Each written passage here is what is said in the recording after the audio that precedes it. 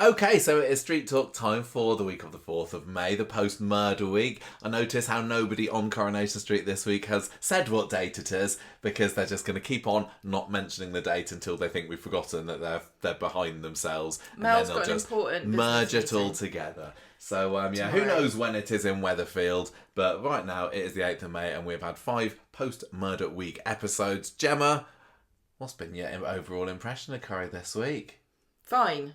Yeah, I think fine it is, isn't it? Yeah, it's fine. Can I ask you a question? Yeah.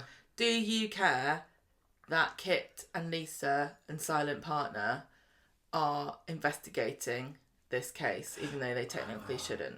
Well, Silent Partner's can do what he allowed. wants. Silent Partner's allowed. He's, we call him Silent Partner. He's just the guy that's been hanging around Lisa going arresting people. I love him. And He's occasionally appearing in interviews. I'm a bit confused because when we had the Flash Forward episode, when Betsy was being interviewed, it was 2 completely different detectives, wasn't it?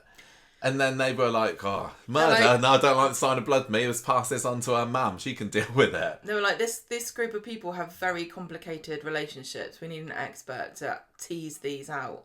I kind of care. Do you? I kind of care that it's the neighbours that are interviewing because there's such a conflict of interest there. But equally, yeah. That's the way that Corrie do it. But I wish they wouldn't. I like it when they have a different detective for a change. We used to have a change of detective every now and then. Sometimes it was McKinnon, sometimes it was Abney, sometimes it was somebody else, and sometimes it was a no-name. And now it just seems to be Kit and Lisa all the time. And like they've been cutbacks or something. What's going on? What, you don't care? No, I don't care at all. What were you going to say? I think it's kind of funny everyone's getting mad about it. And I know that's really Hippocratic oath of me. But I don't... Hypocritical. I can't bring myself to care about it. I've got more things to care about than that. But it just make the interview scenes feel a bit awkward. If they want to make Lisa a more popular character, because I know she has got great many fans, but I also know she's got a few detractors. They are, and some of them are in full force this week. Some of them are very angry. There was but she's not a very well populated Reddit post this week about how Lisa Swain isn't particularly popular. She doesn't smile enough during her interrogations for a murder trial case. It is silly because she was really treating George, as it's hard to say, well, this is how it would be, because it wouldn't be her investigating it. But if she was treating him like any other criminal, then she would just be being very straight about it, and she was being emotionless, and she was just asking the questions and saying, well, I've got to go down these alleys. These are the questions that I need to find out. Sorry, But she's also like that anyway. I don't understand why anyone expects her to suddenly be nice to you. No. When she's interrogated. She is genuinely, I like about 3 people in the world and that's it, and everyone else can go sit in a basket. Yeah, she's never been the most compassionate of interviewers. No. Although, one of my favourite, I'm going to say, Lisa Swain moments that I remember that always sticks in my mind was when Amy nearly bumped off that guy, and then Lisa was really kind of compassionate and understanding there, and aren't men all dogs? Yeah, she hates men, yeah. So that's why she's not really bothered about this murder case. She's like, what, another man died? Sad. It's decreased the surplus population. What do we need him for anyway? Ebenezer Scrooge. So, yeah, I can see, because there's been quite a lot of discourse this week in certain areas of the internet about, isn't Lisa a bit of a cow? And then other people going, why aren't you judging Kit for being... Well, everyone knows Kit is he's an anti-hero. Nobody's judging them on the same metric, are they? Because Lisa's supposed to be the hero. It's just ironic when they call him the Jolly Green Giant, because he's anything but jolly. He is a green giant. But yeah, I agree that definitely women don't have to be nice to everybody all the bloody time. It's boring. Yeah, so I just...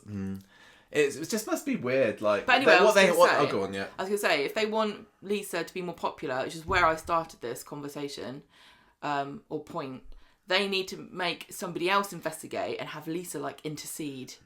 Be like, why are you being so mean?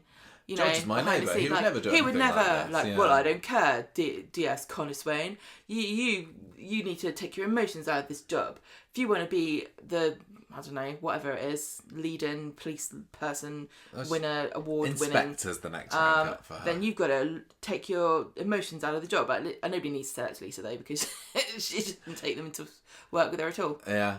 But I mean, she's definitely dedicated to that job because she should be sunning herself in I don't know where at the moment. But she's looking after Betsy. If I was Carla, I'd be a bit knocked off by this. Who we haven't seen, either of them. No, not really. Well, no, we've seen a lot more of Lisa than we have Carla. Done this week. Maybe Carla's gone off on her honeymoon on her own, like Bernie did last year. That's what I was just about to say. Lisa can go and join her when the murderer has been found. Do you think that maybe Lisa would enjoy a good naked cavort around Stonehenge? Because I think it might help her sort of loosen up a bit. I think I don't know. She just needs to get in touch with her chill out spiritual side, get a few crystals. Get some crystals, give them a rub.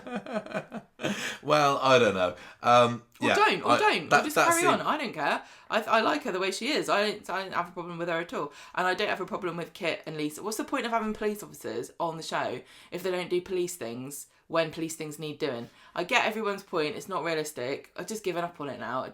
They don't do anything realistically. Yeah, no, it generally doesn't particularly bother me. But it is like odd to imagine like if George went to the pub or just walking down the street or anything. Like, is Lisa like, hi George, sorry about today, you know what it's like, eh? Gotta ask those questions, gotta turn those thumb screws. No hard feelings, eh? Like, what do they do when they see each other when she's off duty? Nothing. And I don't think we've had any, I don't know, scenes of her kind of confiding in Carla or Betsy and saying, God, it's really tough. I had to interview the neighbours today. I hate this part of my job when I have to. But she doesn't hate it. I think she loves it. She has no emotions about it, Gemma. I don't think she cares. Why would you care? One of them did it. Somebody that they interview at some point is going to have done it, right? Quite possibly. You don't go into a job going. You can't be a police officer going. I did my saddest part of it is interviewing people. I haven't done anything wrong. Can we do it then? Can we do a little bit of clickbait? Nobody made you be a police officer. We have got some clickbait. It's almost all murder themed. Apart from one, which wasn't sent by Jonathan. I found this one myself, and I thought this was the biggest clickbait headline out there, actually, and it's a total clickbait, so I just had to include it. Jonathan. But we're starting off with Jonathan's ones, and there. Liverpool Echo had an article this week entitled "Coronation Street Fans Unveil Owner of Mystery Brooch," and it's not Summers. Huh? It's I know who it is. What? It's the 1984 pork board. They're all wearing very similar things to that was the other big discussion point in the UK this week, wasn't it? The SNL UK pork board, great script. Spoof. So there was the pig brooch, wasn't there? Flying pig. That flying pig brooch that I very confidently on Tuesdays, was it, Street Talk Short said, well, that's obviously Danielle's. Why would it's clearly Danielle Danielle, and she's covering for Miles, and I've said it's Miles all along, and how long are we going to have to wait until it's revealed, oh, it's Miles, and then almost immediately afterwards, somebody posted a picture of Summer actually wearing this pig bracelet. Okay. So yes, indeed, it is Summer's. Almost immediately afterwards, somebody posted a picture, but at the time, I said it was Summers, and you said no, it's not. Yes. So I like the way you're like, nobody knew. Yeah, who would possibly have known? You didn't present me with photographic evidence. It wasn't possible to tell. My wife was saying something, but I just hear a buzzing noise. My wife, the queen of fashion. I know all the brooch. You don't even know what a brooch was. You used to call them badges. Oh yeah, did I? Yes. It's a grown-up badge. No. Right. So anyway, the Liverpool Echoes, Coronation Street fans unveil the owner of the mystery brooch. Then was, of course, Bernie. No. Who? Danielle. It's not Danielle. I know it's not. I know it's not. Was it you? Is this you? No, this wasn't about me. Okay. I'm very sad this week because I did put a little meme out there I'd made of Miles standing in front of the what's it called?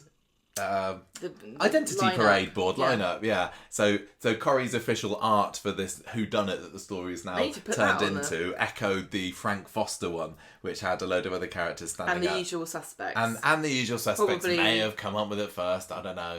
And so it's got them all holding their boards, and everyone's going, "Oh, is that really their height? Is Mikey North really 5'7", a little short ass?" And I'm like, "Yes, he is. All the best Michaels are." Why do you? What? That's what people are saying. I know I am. I'm saying me and Mikey North. We don't need to be any taller. And also noting that some of the other characters were quite tall there. But anyway, I found a picture of the actor who plays Miles on his Instagram. I cut it out, stick it in front of the board, and lots of people enjoyed that picture, but it didn't get picked up by the papers. So Why did they think it was Danielle's? It just looks like a child's. I know Summer's too old for it. I mean, no, I'll take that back. Isn't it? I'll take it back. The sort of person who would wear that as an adult is not the sort of person who is Danielle. You've got to be fun and whimsical and not uptight, sticking your ass, nasty lady. Yeah, Summer is so fun and whimsical. That's what she's well known for. But to be fair, her diary did scream teen girl. I haven't quite grown up yet, didn't it? The front cover of that. So maybe her burn book. Oh yeah, it was a burn book, wasn't it? I love that. Theo is a fugly slut. I'm glad he's dead.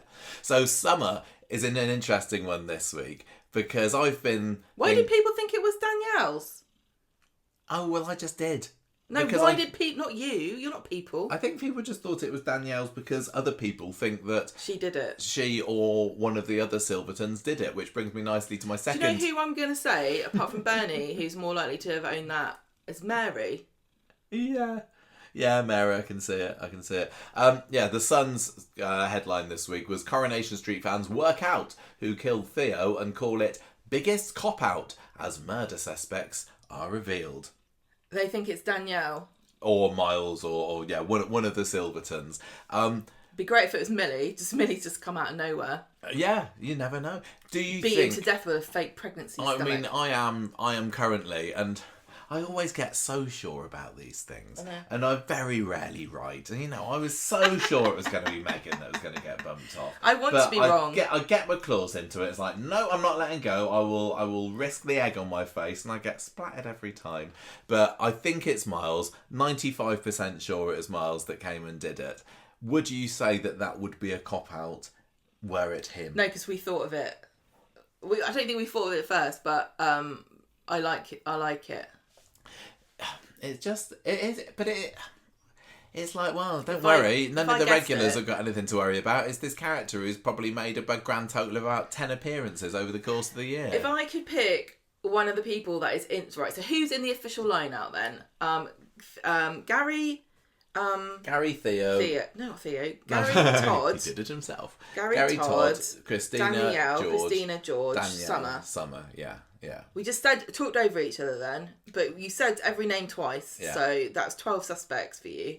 The thing is, I just don't see any of them. If I want to sacrifice any character, I apologise that it would be Summer, because I feel as though, and I said this before, her story feels like it's come to a natural end. And she's on her own in that She's flat. at a very interesting point in her life where it would make sense that she'd leave. She's going to go. I think it'd be better if she ran away. Because Claire Peacock did that. No one cares about that. She didn't kill Tracy though, did she? Well, just gave her a bit of a shove. She's got Todd's her sort of link, and that's about it really. Jordan. Well, she's friends with Asher. So what? I'm friends with lots of people. I still move house. Oh, look at me, miss! I've got a load of friends. I've got loads of friends. I've got 3 friends. I agree. I think that Summer would be the one to sacrifice. I mean, out of the not the launch lineup. What am I talking about? Out of the lineup. The suspects lineup. If Corrie, imagine the police are going, right, everyone come in. We're launching the murder suspect blast one party. of them into space. Why not? Along with Paul. Maybe that's what Summer would want. Be with one of her many dads. Right. So if it was going to be one of the 6, if Corrie said no, I know we've done this in the past. I know we've had fake outs and said it's one of these and then tricked you all, but it's definitely one of these 6 this time. Which, by the way, they have not said. No, of course. They've said, oh, these 6 people will be interrogated by the police. Yeah, we didn't say they were the actual suspects. Yeah. But anyway, if it was going to be one of them, obviously Danielle's the easiest one to go. It's such a cop-out. I think they did real irreparable damage to to themselves with that Frank Foster thing. Yeah. They really did, because you're never going to believe... Can't trust them. Ever. Them. And if they've gone back to it again, are they thinking... I think they've forgotten about it now. I think we can pull that stunt again. What do they care? Right, so here's the point. Right, what's the point of it? What's the point? So that they can pretend to surprise us when it turns out that it's Miles. Yeah, but you're watching it in a completely different way to half the people that watch it. They'll be like, "What? Oh my god, amazing!" Yeah, well, one of the mums came up to me after school today and was like, oh, who do you think did it? Who do you think? And I was like, oh, I think it's Miles. And she's like, oh, do you? Oh, I think it's Summer. And I think to a lot of people, the idea of Miles won't have crossed their minds. But if you've been listening to our Street Talk Shorts this week, you'll be fed up of me saying it's him. Don't forget that Who Pushed Ken was genuinely well done, and it was one of the suspects. Yeah. And you felt at all points like it could have been anybody. That's the thing. Everybody looked a bit guilty. Everyone had a motive, and everyone's got a motive for this. I'm not saying that, but but then Ken was like, nobody say anything. Yeah, that was the cop out with the Who Pushed Ken. But he said just don't talk about Theo, it. I mean, the ultimate cop out is that it wasn't a murder at all. And it was just an accident or self-defence. And whoever did it could actually get away with it. And also people have got away with murder before. And I think, like, Lauren and Max are a kind of good example. Yeah, you're right. Yeah, got to get rid of the villain, but well, Max is paying for a different crime at the moment, isn't he?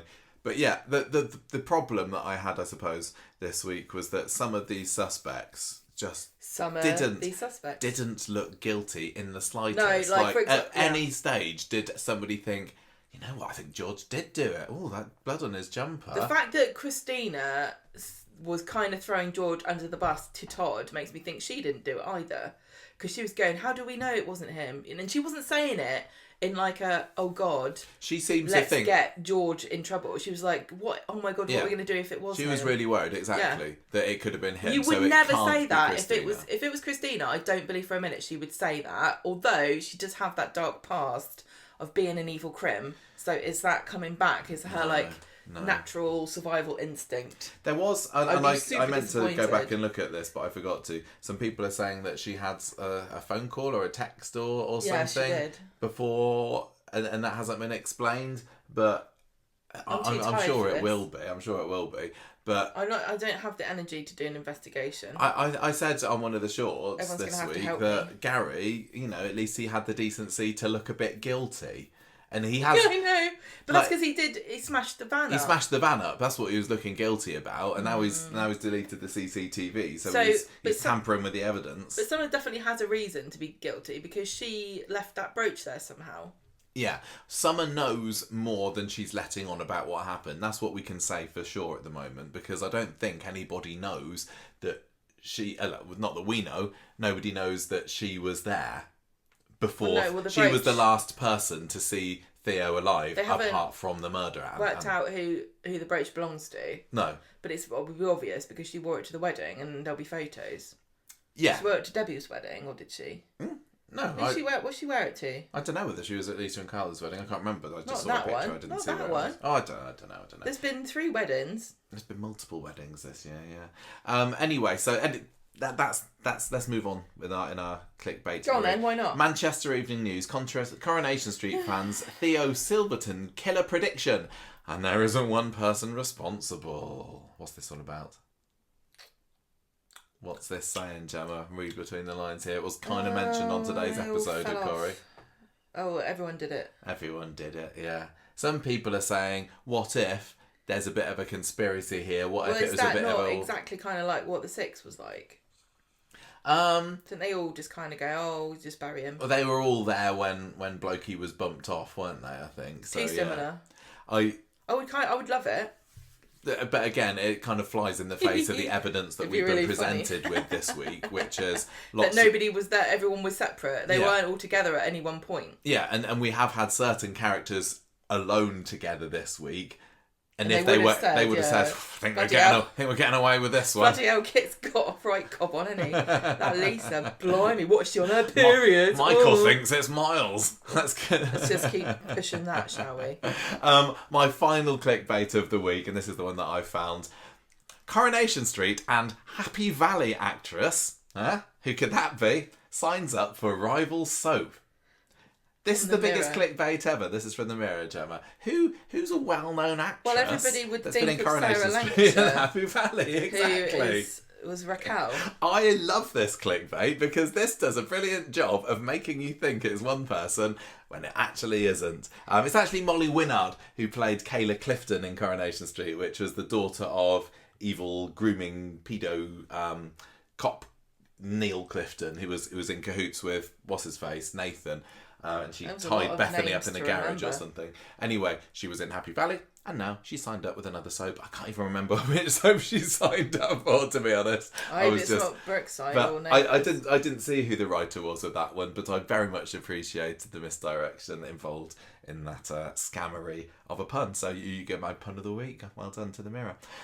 Okay, Gemma, so let's crack on with this week's Coronation Street. It's all brand new. I've got new storyline titles for you today. Oh, I can't say. No, I don't think any of them are very good. You always say that, but I know you secretly. No, I don't. I'm not. I was really had a bit of a writer's block this week with these. So we're going to start off with Theo later, perpetrator. Is that okay? Is that not terrible? Stupid. Theo later is Theo's dead storyline title. I did have a couple of other ones.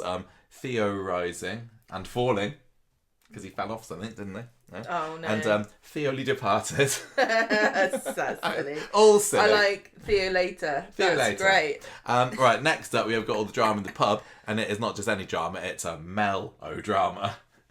Melodrama. I don't know whether that's an Irish thing in there. Melodrama. That's our Irish cousin. Mackie Newland. Yeah. Never liked her. That was Jim's other bit on the side when he was over there. Melodrama. Oh, all the people from Scotland on Ireland are like, yeah, heard that one before. This was an adding on to the Twisted Sisters storyline, but it's for this week I've called it Twisted Sisters, Sister, Mr. Kissed. Say it again. Twisted Sisters, Mr. Kissed. Disgusting. They're very disgusting. It's terrible stuff. Gemma. Yeah. Calm Dan. That's my next story. Calm Dan. Calm Dan? That's my instruction to Danielle Osborne. Who's Dan? Daniel. Oh. He's a bit irate, isn't he? I'm telling him to calm down. No, Daniel is never a Dan. He is the most uptight man in the world. I bet he likes to think himself as a Dan sometimes. Oh, just call me Dan. I bet he introduces himself to the ladies as Dan. No, he doesn't. Never call me Dan. Never call me Danny. Danielle. I didn't know this storyline was coming, and as a fellow teacher, I found it quite interesting this week. And next storyline. Can I say it? What? Calm Dan. Calm Dan. Calm Dan. All right. We have got the Debbie storyline, who once again is rolling over for her son Carl. Right. Deciding give me some clues for this. Okay. I'm gonna try and guess it. Ever so slightly. Referencing both her dementia and the fact it's going to be subtle and like little bit insulting. Yeah, not a little bit un-PC. Sensitive. Little bit insensitive. I don't know if I want to guess this. The storyline title is reference to the fact that she's got dementia, and also she has forgiven Carl once again. You'll kick yourself when you hear it. Dementia. It writes itself. Forgive you. No. Sorry, what's the word? I don't know. Apolodementia. Do you want to know what the storyline title is, Gemma? I think you haven't set me up for success there at all. Go on, tell me. Forgive and forget. Oh, that's terrible. That's awful. That's what Debbie's doing this week. Okay, Gemma. Would you like me to do the murder story, or would you like to tackle it yourself? Oh, you do it. Where's all your energy suddenly gone? Okay, so the murder. I was wondering, wasn't I, whether Monday's episode was going to start off with Betsy being interviewed by those other anonymous coppers, and whether we get to see a little bit more of it. But it turns out they didn't fancy doing that at all. They couldn't afford them twice. They couldn't afford the fancy camera effects to it. I don't know, but I don't know. I thought that would be. I don't know what more we would have got out of it particularly, other than just a little bit of closure. I want to know why closure. She said no one deserves to die like that. That was a right red herring. That was. Yeah. Because he looked fine. How would you tell? He's just like a little bit knocked out with a bit of blood on him, wasn't he? It's not even. Do we even know what actually killed him? Yeah, there's no way she knows from the fact he was lying on the floor. He suffered blunt force trauma before the fall. We know. Right, where to? Noggin. His noggin. Mm-hmm. What about what's that one they always get? What's the one that's always just getting hit for no reason and it explodes? Spleen. Oh, how's his spleen? Not so good probably. I bet it's pristine actually. Like a spleen. We're going to do spleen. Going to do a spleen transplant for Todd. Or it could just wander off to find its next recipient. Wandering spleen. Anyway, Monday's. I was expecting a Betsy opening scene, but actually we still got a quite exciting, still April the 23rd scene with the police swarming around the Ginnel. It was all very kind of a bit filmic and a little bit 24 hours police custody sort of thing as they're all going in there, and then Todd stumbles in. He's been accompanied by, I can't remember who else, Mary and George it was, and he's there, his mouth agape, and he's looking at his dead husband on the floor there. Lots of close-up shots. It was quite, I think the warning before the episode was like scenes of graphic injury from the start, and it was kind of like a bit of Dexter, wasn't it, like zooming in on dead Theo and then bloodied of this. And was it? I don't remember seeing that much blood. I think there was. So then we get to have Todd back in number 11 later on that day, I think it was, and that classic high pitched sound that Corrie likes to overlay on top of scenes where characters are feeling a little bit zoned out. He's there with Glenda, with George, Christina, Kit, maybe some others, I don't know. They're talking about what is going to happen to this next. Who's going to pick up the body? We can't do it, says Todd. No, don't worry. George says, we'll sort that out. Somebody else is going to do it. Don't worry. Now's the time for grieving, no matter what we thought of Theo. That's what I'd say if I killed him. Yeah, and I was just like, I was looking around the room, everyone was there, and like none of them did it. None of them looked guilty in the slightest. They look shocked. Maybe it's Mary, because she's been the hanger-oner of this group, hasn't she? I told you. Nobody's suspecting her. It's her brooch. She lent it to Summer. Could be, couldn't it? Yeah. No. So Kit's interviewing Todd later on. He pops around. This is in the living room still. And Todd tells him everything he knew. So he was running and hiding from Theo last night. Yeah, he chucked the watch. He got out of the taxi and Theo was standing in the middle of the road. Yeah. Then he ran away, hid in the precinct, threw his watch to distract Theo, who was tracking him, and then ran away to some road that they keep saying the name of. I forgot it. Inkerman Street, which is... Christina kept saying, "Oh, I had to get in the car. We had to get in the car to go get him." George couldn't do it because he was drunk. Inkerman Street's round the corner. I get the impression that Inkerman Street's not too far away, but you never know. Well, maybe if I was Christina... You didn't know where Theo might have been lurking. I would get a car and ram him. What, ram into Todd? No, ram into Theo. Oh, like I'm not going to go pick up my friend who's running away from an evil, nasty man if I don't have my car that I can run him over with. Theo brings up how could run anyone over Theo with my car. had once before at least threatened to take his own life, and Todd's like, well, he did, and Theo definitely did have a few mental health issues and was. Yeah, didn't he? He was. Yeah, but I'm just going to say not so well in the head at times. Yeah, but I'm going to say that I can't. Did they say this in this show, or did I watch something else about this? It's a manipulation tactic. It's coercive control. It's another way of controlling somebody. It is, but you can't deny that there were times that Theo felt absolutely terrible about himself, and he was really, really racked with guilt at times. He was, I know, but he was twanging himself with that elastic band for the best part of last summer. Maniac. Why do I do that? I'm not. But anyways, I'm just saying were genuine. Look, but can I say, I'm just saying that anybody who's been in a relationship with somebody who's coercive or manipulative will recognise that this is normally a false. Well, this is what Summer and George were saying as well. Like, he'd say anything to get to cause misery, to get You're not people feeling bad for him. For somebody else. Like the idea that the victim should feel guilty and be responsible for somebody who is saying that is awful.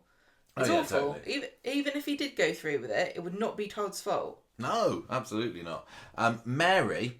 She's been quite canny this week, hasn't she? Because she's heard that last week was murder week. Yeah. And nobody up until this point is suggesting it's a murder. She's like, is anyone else dead apart from Theo? Because I think it's murder then. Last week was murder week, right, guys? Everybody? It's got to be him then. He's been murdered, yeah. Oh, unless it was that song I was singing in the shower yesterday. Everyone hated him after all, she says. Shut up! Shut up, Mary! Then we cut to next morning. At this point, Kit's still there, isn't he? Kit's still there. And he writes that down on a bit of paper. He's going to sign her up. I know. Next to recruit at Weatherfield Police Station. She'd be so... Can you imagine Mary as a police officer? She'd be so annoying and eager. I can imagine her maybe being on the front desk, sort of public facing. Yeah, and you know when she gets that funny look on her face when she's doing something serious, but she's obviously still being comedic? Yeah. Then somebody comes up to her and they've got to report a crime and she puts on her special... This is important and serious. Right, everybody. Oh, listen to I need a new pencil. And then not being able to stop herself from gasping when she hears that it's a bit of a juicy crime that's being reported. Right. Anyway, so it's the next morning now. Sarah's fine after being hit on the head the previous day. Well, she's come out of hospital, isn't she? She's out of hospital. She hears from Gary and They Kit wisely didn't do a scene with her in the hospital. Yeah.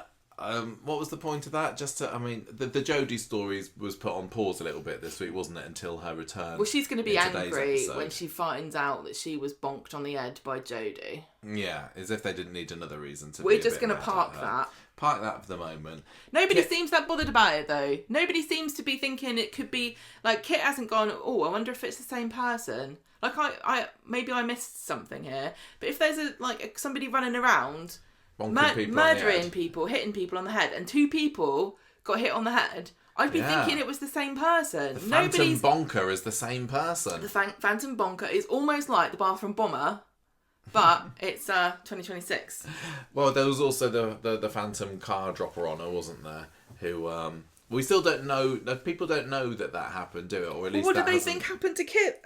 Carl then? Well, they don't know. It's still a mystery, isn't it? I don't know. He's in. Yeah, we'll I don't find watch out this when show. we get to that scene, but it's still a little bit of a mystery in some people's eyes about what happened there. But anyway, Kit. Says, why aren't they bothered though? Kit is exactly the same when Jodie was found running in the woods out of nowhere with handcuffs on. He's like, who built the pyramids? We just don't know some things. We have to accept that some things are just by definition unknowable. Inexplicable. Yeah, just like that magazine. Exactly. I forgot to get you your cereal, by the way. Oh, you were going to buy me some cereal on mine? I just realised it's too late. Never mind. What made you think about that? Because I looked at the time. Kit takes the chance to ask Gary if he saw Theo last night. And he mentions that the van was broken and Gary doesn't particularly like the insinuation that he was involved, or at least he acts like he didn't. I mean, we know that he actually was involved and he was the one that did it. So This is the beginning of Gary looking a bit... Secretly, before it was on screen. Oh, was that the one that we saw? Yeah, because we thought it was Gary's van, but it wasn't. Yeah, we did, didn't we? We saw a smashed van at some point when we went to Coronation Street. I totally forgot about that. I didn't.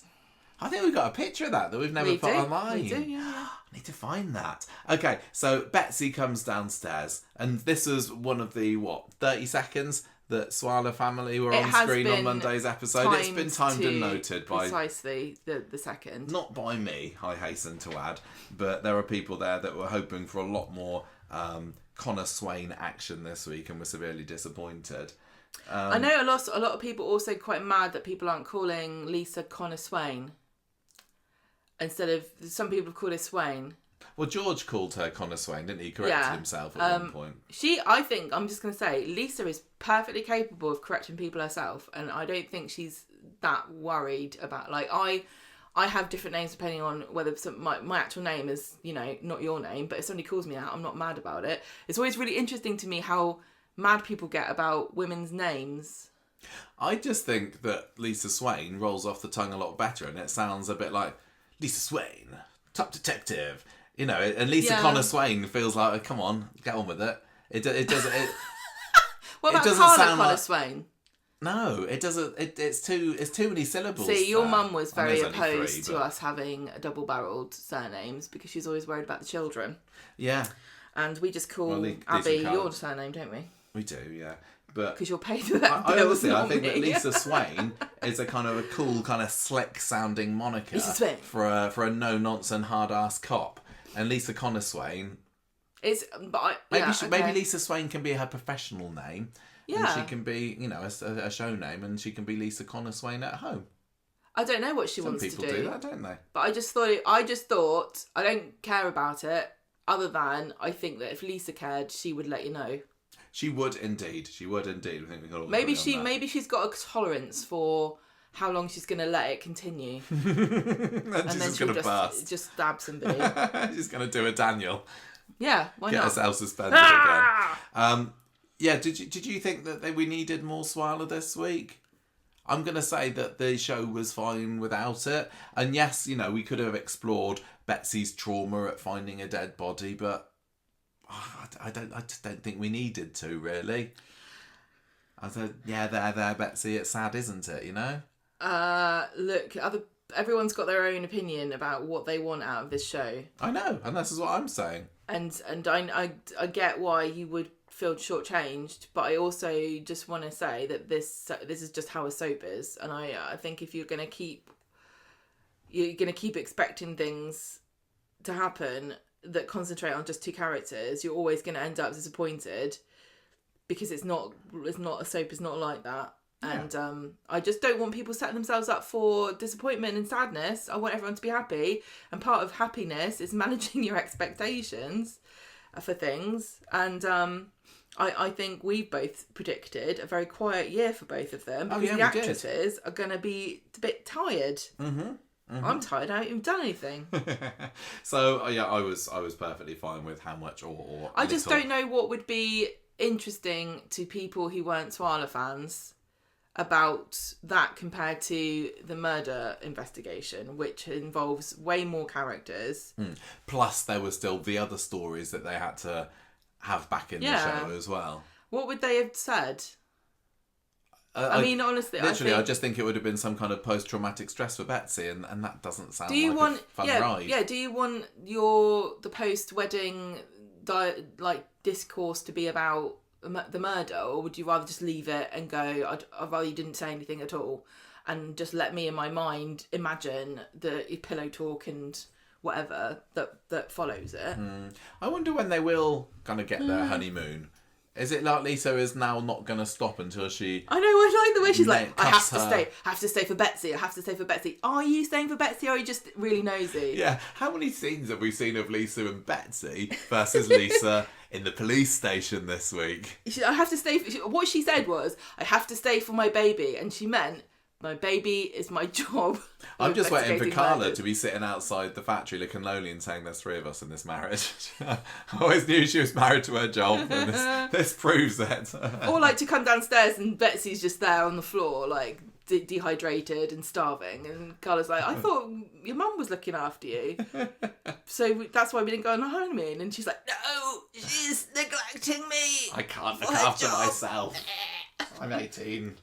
Was she 19? I've lost track. Anyway, Lauren can look after her. Is Lauren a secret suspect? I've seen some people saying Lauren's a secret suspect.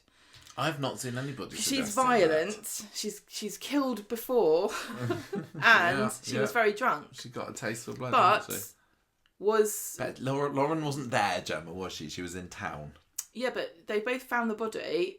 Did Lauren just go, hang on, Betsy, I've just got to go murder Theo, I'll be back in a minute? Yeah, I don't think so. Right, Sarah is going to go and visit Todd. She goes and sees him, gives him a big old hug. Love that they're still keeping that going. And Todd realises, Gareth has been great again this week, hasn't he? He's haunted. The emptiness that he's feeling. He's like a ghost. The shock. And he's like, oh my god, I need to tell the Silvertons about this. But George says, don't worry, I'll check up on it, and I think maybe they already know. Hint, hint. I love telling people that their relative's dead. It's my job. Yeah, that's why I got into it. Mary gives him some post, and it's the wedding photos. What the heck? What? Oh my god, this is the slowest developed photo company I've ever heard of. I don't know, how long did it used to take? I know you could pay extra. Sorry, I'm just opening a can of J2O. A week. And you used to be able to pay extra to get your hour service, and I know a good chunk of our listenership here have never even taken a film to the developers. But I thought it was paper. I have actually got some down here, because you can go to Tesco's, can't you, like we do with our Corrie pictures, and get them down in an hour. But I'm sure that when we were younger, it was please allow up to 28 days for delivery. No, it was not delivery. Go and pick it up. You can get it delivered. Who do you think you are, fancy? But he's not gone to pick them up. He's gone to so it doesn't. It's irrelevant then. It's like saying, you used to have to drive. You used to take a horse down there. You wouldn't be able to drive. It doesn't matter. It's got nothing to do with it. They were clearly not in any particular rush to get their wedding photos done, and they didn't have a proper photographer either, did they? I suppose, what we haven't mentioned... This says photos and seconds. Photos and seconds, the packet says. From Timpson's. We were wondering whether... That's free advertising. We were wondering at one point whether the inept registrar was going to mean that the marriage wasn't legally binding, and I suppose that it doesn't matter no more, does it? Unless there's something to do with Theo's inheritance. No, I don't know. That guy's going to be reading the paper and having a little moment, isn't he, over his post? Oh no. That was another one. I think I'm cursed. Couple that I married. Anyway, so George is saying, look, don't worry about it. Probably saying to his supervisor, sorry. How long before your first couple killed one of the other ones? Because I think this is a record. Is there some kind of board I can put this on? Have we got a notice board for that kind of stuff? Yeah. Anyway, Todd, bless him, can't even bring himself to look at the pictures. He just doesn't know how to react because Theo, on one hand, wanted to kill him, but equally, Todd was obsessed with him and loved him and, pledged to devote his life to him. I'm finding it really interesting how much Todd is talking about how much he loved Theo. We always expected him to break the spell of his abuse, didn't we? And, realise he was being abused and get himself out of the relationship. And he didn't. He didn't, but he did say to Sarah. He realised what was going on, but he hadn't left. He hadn't emotionally disconnected. Well, they did break up. Yeah, they did break up. It's very complicated. It's very interesting. Yeah, because he went to the police than I thought it was going to be. He went to the police after he got that massive beating because he knew that was the final straw. But even then, I think you can still love. I don't know. I've never fallen out of love with you, my darling. But I don't know whether it just stops dead, No, I don't know. Do people still have their lingering feelings even if the other person is a complete and utter arse? He also said that he wanted Theo to face him in court, didn't he? Mm. I wonder how he would have felt about that. We'll never know. How would he have wanted to back out? Yeah, well, he's been robbed of it, hasn't he? We've been robbed of the chance to see this. Well, which a lot of Corrie fans are saying. A lot of people who've been through this are saying that they don't feel as though this was the correct way to end this story. And no. I can't say they're wrong. I'm not going to say that I needed to see it myself because I'm not in that situation. So this is another example of how you completely differently interpret things depending on your experience. I feel as somebody who's not had that happen to me, that I have experienced as much as I wanted to out of the things we've seen on Coronation Street before, because this isn't the first domestic abuse storyline we've ever seen. It's not, but Jeff didn't face justice. He was in court, but that was for Yasmin's trial. It was Kirsty. She admitted it in court, even though she wasn't on trial. Yeah. So we've not. We haven't actually seen. No, you're right. We haven't actually seen somebody go to trial. But then some people might argue that Becky got nailed by the police and faced. Not for that though.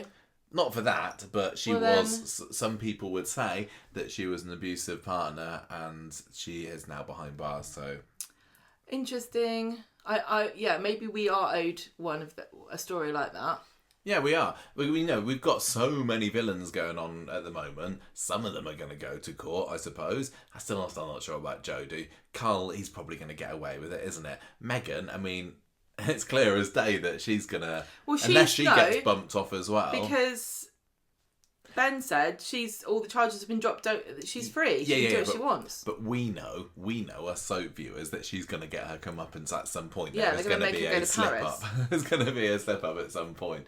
And then we were definitely shortchanged with Mal. I don't even. I'm still waiting to say. Is that the end with Mal? Oh, we forgot we've got another story we got to do. We're gonna wrap that one up. What should we do with this guy? Yeah. He's behind. Where's Dev and Bernie gone? They've just been keeping their heads down this week. To be honest, all this stuff going on above it. Dev's going, let's get this scaffolding sorted out, Gary. Don't film a scene about it. Somebody's fallen off my scaffolding. I can't rent this flat out now. It's a murder flat. Hey, Bernie, this is terrible for business. I heard somebody say, and I'm not going to say who said this because I don't know if it's true or not, that they had filmed a scene between Dev and Gary where Dev said, I need some scaffolding. And Gary went, no problem. And they cut it. Oh, I did not hear that. I've not heard that. I bet you they're kicking themselves. If that's really true, I bet you they're kicking themselves because everyone keeps going on about what happened, why is the scaffolding there? Is it everyone or is it just us? No, lots of people have been saying it. Okay. Anyway, look, we've taken ages to get through this scene. Sarah's telling Todd, look, there's no right way to handle this. Just grieve whatever way you feel is best to grieve. Well, he says, I wish I could go back and stop it from happening. Yeah, and then kind of heads upstairs or out or somewhere. He can't cope. He's feeling very overwhelmed after all this. He goes to the pub. He's in the pub with Gary there. George and Summer come along and...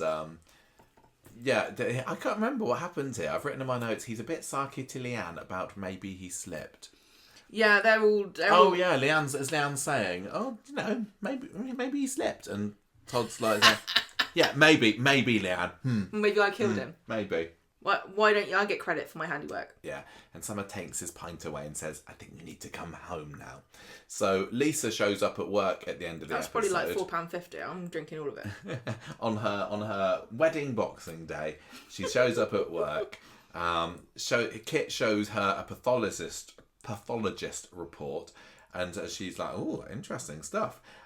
He was hit before he fell. It wasn't suicide. He was murdered. And then we get another little monologue, don't we, as we see clips of the various suspects be paraded in front of us. So, you got Danielle, who comes to the shop and lays a bunch of flowers there, looking incredibly shifty, I have to say. She looked like she was dressed up like the widow in black, but I think that she's given the most guilty look of the week. And Devil's like, oh man, I can sell this. Yes, excellent. Yeah, nobody wants I collect all the flowers for the dead man. Gary's there looking at his CCTV footage of him whacking it, the van. We didn't get any comments about that. People just rolled their eyes on it. Probably, ridiculous comments. Yeah. Summer's looking through her diary, and this is the one which is her burn book, as you said, where she's talking about, some kind souls did screenshot it and put it on social media, but she's just saying, I can't believe that Theo beat up Todd, he's evil, or, he deserves to be dead, etc., etc. George is there looking online at the news report about it. Miles... He's going, thank God it gets the heat off of my funeral parlour. Miles was not in that compilation of clips, I hasten to add. And Kit kind of ends the episode saying, well, it could have been Todd. Maybe he did it. And then we see a few flashback clips of the storyline, like the milk pour and everything. And Kit says, if I'd have been in the same position, I'd have done it in a heartbeat. Now, is this secretly Kit who done it? If this is a montage of who done it is, and Kit was in it as a secret... No, stop it. Joke. Stop it. It's not Kit what done it. Who done it? Right, so can I ask a question? And you won't know the answer to this. But if you... Is it a question about Hope Dobbs? If you hit somebody in the head and then they fall off scaffolding, did you murder them? If they... Because they didn't actually say... They said he was hit before he fell, but they didn't say what killed him of those two things. If you hit somebody... Maybe they did. Is it manslaughter or is it murder? You should know not to hit somebody on scaffolding. Just ask Uncle Stephen. I think it would probably count as murder, to be honest. Oh, but look, physics is not my realm of responsibility. The thing is as well, was he bonked on the scaffolding, or did it happen inside the flat and then someone or someone's pulled him through that broken window, that very, very broken window where there would be ample room for him to get through, and then plopped him over the edge. That's where but although I assume the pathologist would have completely combed that flat, and if there'd been any other evidence of any sort by the window, it would have been picked up by this point. I think a lot of stuff is not being put, they're deliberately not showing us all of the evidence that they've gathered, because they would have gathered so much more evidence. They would know whether there was a scuffle in the flat, outside the flat, on the scaffolding, on the floor. They would know all of this. They would know what he got hit by. They would know whether he was killed by the fall or by the hit. Wouldn't they? They'd know all of this stuff, and they're not telling us, because I think if we knew that bit, it'd be obvious, and we'd be like, why are they interviewing everybody when it was clearly X person? Yeah, but as always, we could have just not paid attention when they did tell us these things. No, because I'm interested in it. I would have heard if they said. Okay. Right, Tuesday comes, and this is George's day in the spotlight, isn't it? Because it starts off with Christina doing the washing, and she spots some blood on George's sleeve, and she stands there kind of like, oh my gosh, the what's going on audacity here? of this man to commit murder and then make her wash it. Yeah, I know. He's like, sorry, Christina, you're a Coronation Street wife now, you wash me pants. Christina, wash me bloody shirt. Come on, woman. Wash my bloody jacket. I'll tell you what, if you don't know how to get blood off of something, or if you're a Coronation Street wife, you've got a very short stint ahead of you, haven't you? There's the doorbell goes, and it's Lisa with silent partner wanting a word with Todd. And Christina's like saying, oh, anyway, I better go now. I'm just going off to the dry cleaners, actually. And Lisa announces that this death is now a murder investigation. I adored Christina in this. Christina was fab this week. Like going, oh my god. Very, very loyal to her darling Georgie. Maybe, not, some would not say the most maybe sensible. So loyal that because she did it, but I don't think so. Yeah, there is nothing about her. I know she's been a liar in the past, but there's nothing whatsoever about her behaviour that would lead viewers to think that now she's I'm thinking that maybe that means that she did it. No. Because she does have a criminal past. I think I might love it if she did it. Only if she gets away with it. If she did it, whoever and did she it, got away with that, yeah. That's kind of genius. One of the best outcomes. Yeah. Like, go on, you go, girl. Yeah, you go watch on. yourself. Because we've seen she's very tall on that lineup. On the lineup, isn't she? What did you say 6 she foot. was? 6 foot. Yeah. I wouldn't want to be killed by her. I'd rather be killed by Summer because she's smaller. It's like, what weighs more, a ton of feathers or a ton of iron? So Todd is being questioned by Lisa later about his plans, what he did on the day of the murder, basically. What was he up to? You were going to Thailand, right? Yeah. And then you abandoned your plan to get away from... you abandoned your plan to go to the airport because you didn't have your phone with you. I know, this Bit is so odd. weak. This is And so I was weak. like, no, we kind of need a phone. This is 2026. If I'm going abroad for 2 weeks, yes, I will stop my taxi to get my phone, actually. Yeah. When he said my tickets and everything are on it. Yeah, because he's not an idiot like us and turns up at the airport and go, what do you mean we have to have already had our check in tickets early. and pay £100 to get them printed out? So yeah, of course he got out of the taxi and he's like, well, look, I got out because anybody would. Saw Theo, got chased to the precinct. This is how you know Lisa doesn't have any friends, because she's like, what do you need your phone for? I couldn't download Flappy Bird, so I just gave it up. I reckon that Lisa is a massive Candy Crush fan on the reckon? sly. Yeah, I reckon so. Duolingo. What's she learning? Danish. Okay. Because she wants to be in one of them gritty crime dramas, doesn't she? Where everyone's blonde and wears big jumpers. Anyway, he basically tells her what happened on the night, ringing George from Inkerman Street, Christina coming and picking him up, because I needed somewhere safe to go. So later on at work at the Undertaker's, George is there. Bless George. If you needed any proof that he was innocent, oh God, this scene him, was yeah. was it, because Christina is there having kittens at the desk with this shirt or suit or whatever it was, jumper, I don't know what it was, and she's like, what is this? There's blood on this. And he's just like goes, it's Theo's blood. I know, he's like, he's like, yeah, so what? Like, and he gives this smile, like, you know the emoji that's the smallest smile you can get on. Yes, he's like, does that? It was that. He's like, it's Theo's. Yeah, it's like what, the dead man. The thing is, like, it was very sweet and innocent of him, but even George is switched on enough to go, oh yeah, oh gosh, yeah, it's Theo, that's going to make me look bad. But he was just like, no, I didn't do it. I just punched him and he bled on me. Oh, George. The thing is, having never punched anybody before, do you really get a massive blood stain on your sleeve like that just from bopping someone on the nose? I would say that you don't. Why? Look, why guess? I don't know. Anyway, so he says, let's get a watermelon tomorrow. I punched him. We're struggling to get him into the bathroom. Maybe it come from that. I don't know. And Christine says, "Look, are you sure it's not from anything else?" Do you think if George kind of confessed that it was him, would you think that she would stick by him. She'd cover for him. I think she certainly would. She thinks he deserves it. Yeah. Everyone thinks Theo deserved it. Yeah. Let alone how loyal she is to him. And she starts saying, "Did you go for a little walk when I was collecting Todd?" And he's like, "Oh, yeah, just a little one to clear my head." I went and killed Theo and like, came back. "This is a murder investigation, you plank.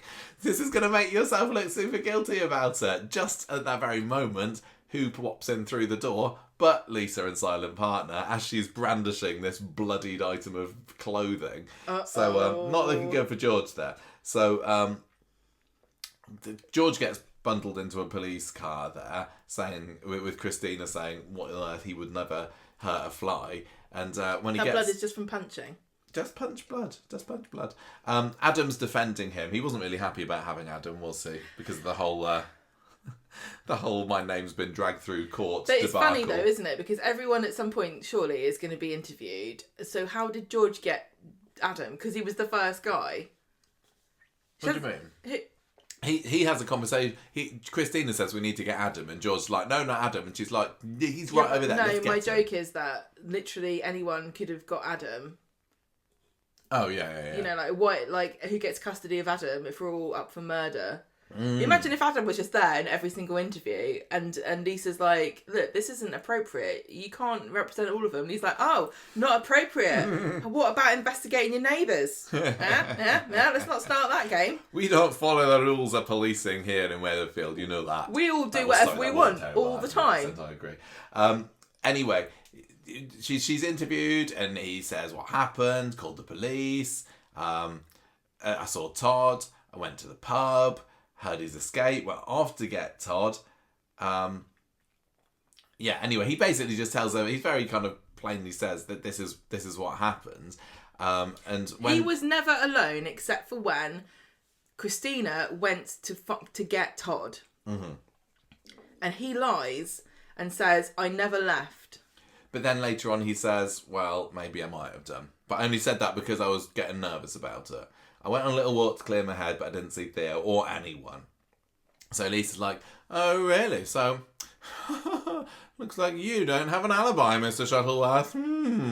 Lisa said, "Nobody can confirm your account."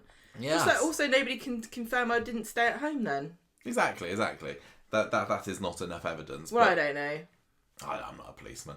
Adam goes to number 11 later and tells Todd and Christina that he doesn't think they're going to charge George. Christina's worried, though, that they haven't let him go yet. And she's kind of thinking that maybe her precious Georgie Pie did actually do it.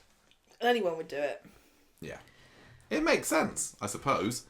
Well, it doesn't make sense. But it does make sense. I think you would naturally be suspicious of anybody. Like, it's you'd more hope likely not. to be somebody like not even in a soap. It's more likely someone you know. Yeah, exactly. So Wednesday starts. Oh no, George is in a cell. He's got that classic Coronation Street opener of him looking a bit sad in a cell, all alone. Kit comes in and says, "We got more questions for you, matey." So meanwhile, are you allowed to take a blanket? Are you allowed to wear a blanket and be like, "This is my outfit"? Can I just have a little snuggling thing to curl up? Why do they make you like? Oh, look, I'm not gonna hurt myself. I just like to snuggle in my prison cell. Can I not do that? That's so mean. George can just give himself a bear hug. He's fine. Also, I'm gonna miss my Duolingo if I'm in overnight. Why are you talking to us twice, Duolingo? Because I've got to do it before midnight. I think we will, Gemma. It's only 7:30 now. So George, Christina and Todd and Summer are talking at the house, I think, about George being kept in overnight. Also had loads of enemies, so this sounds like it could be a whodunit, doesn't it, everybody? Ooh, how exciting. Summer's particularly worried that George is going to be sent down for murder. It's because she knows that she's the one that did it. Yeah, well, whether or not she did it, she clearly would be thinking here, at what point do I tell the police that I was there or don't I? Do you know, and would I have to confess to the police whatever it is that I've done in order to stop George being sent down? Do you not think they're quite curiously uncurious about who it was that did it? Because they were talking about it a bit at the beginning of today's episode. What were they saying? Well, it was when they were... They weren't. Oh no, they weren't, were they? They were talking about they just have to look up. Maybe they Todd. all did do it. Because I would be like, who the hell did it? I'd be asking everybody. Wouldn't if somebody got killed, I'd be like, hey, did you do it? Because I'll totally they're all give you too busy high just five. saying that they didn't do it. No, but that's such a guilty, like, that was what you would say if you did it. If you didn't do it, you'd be like, well, who did it then?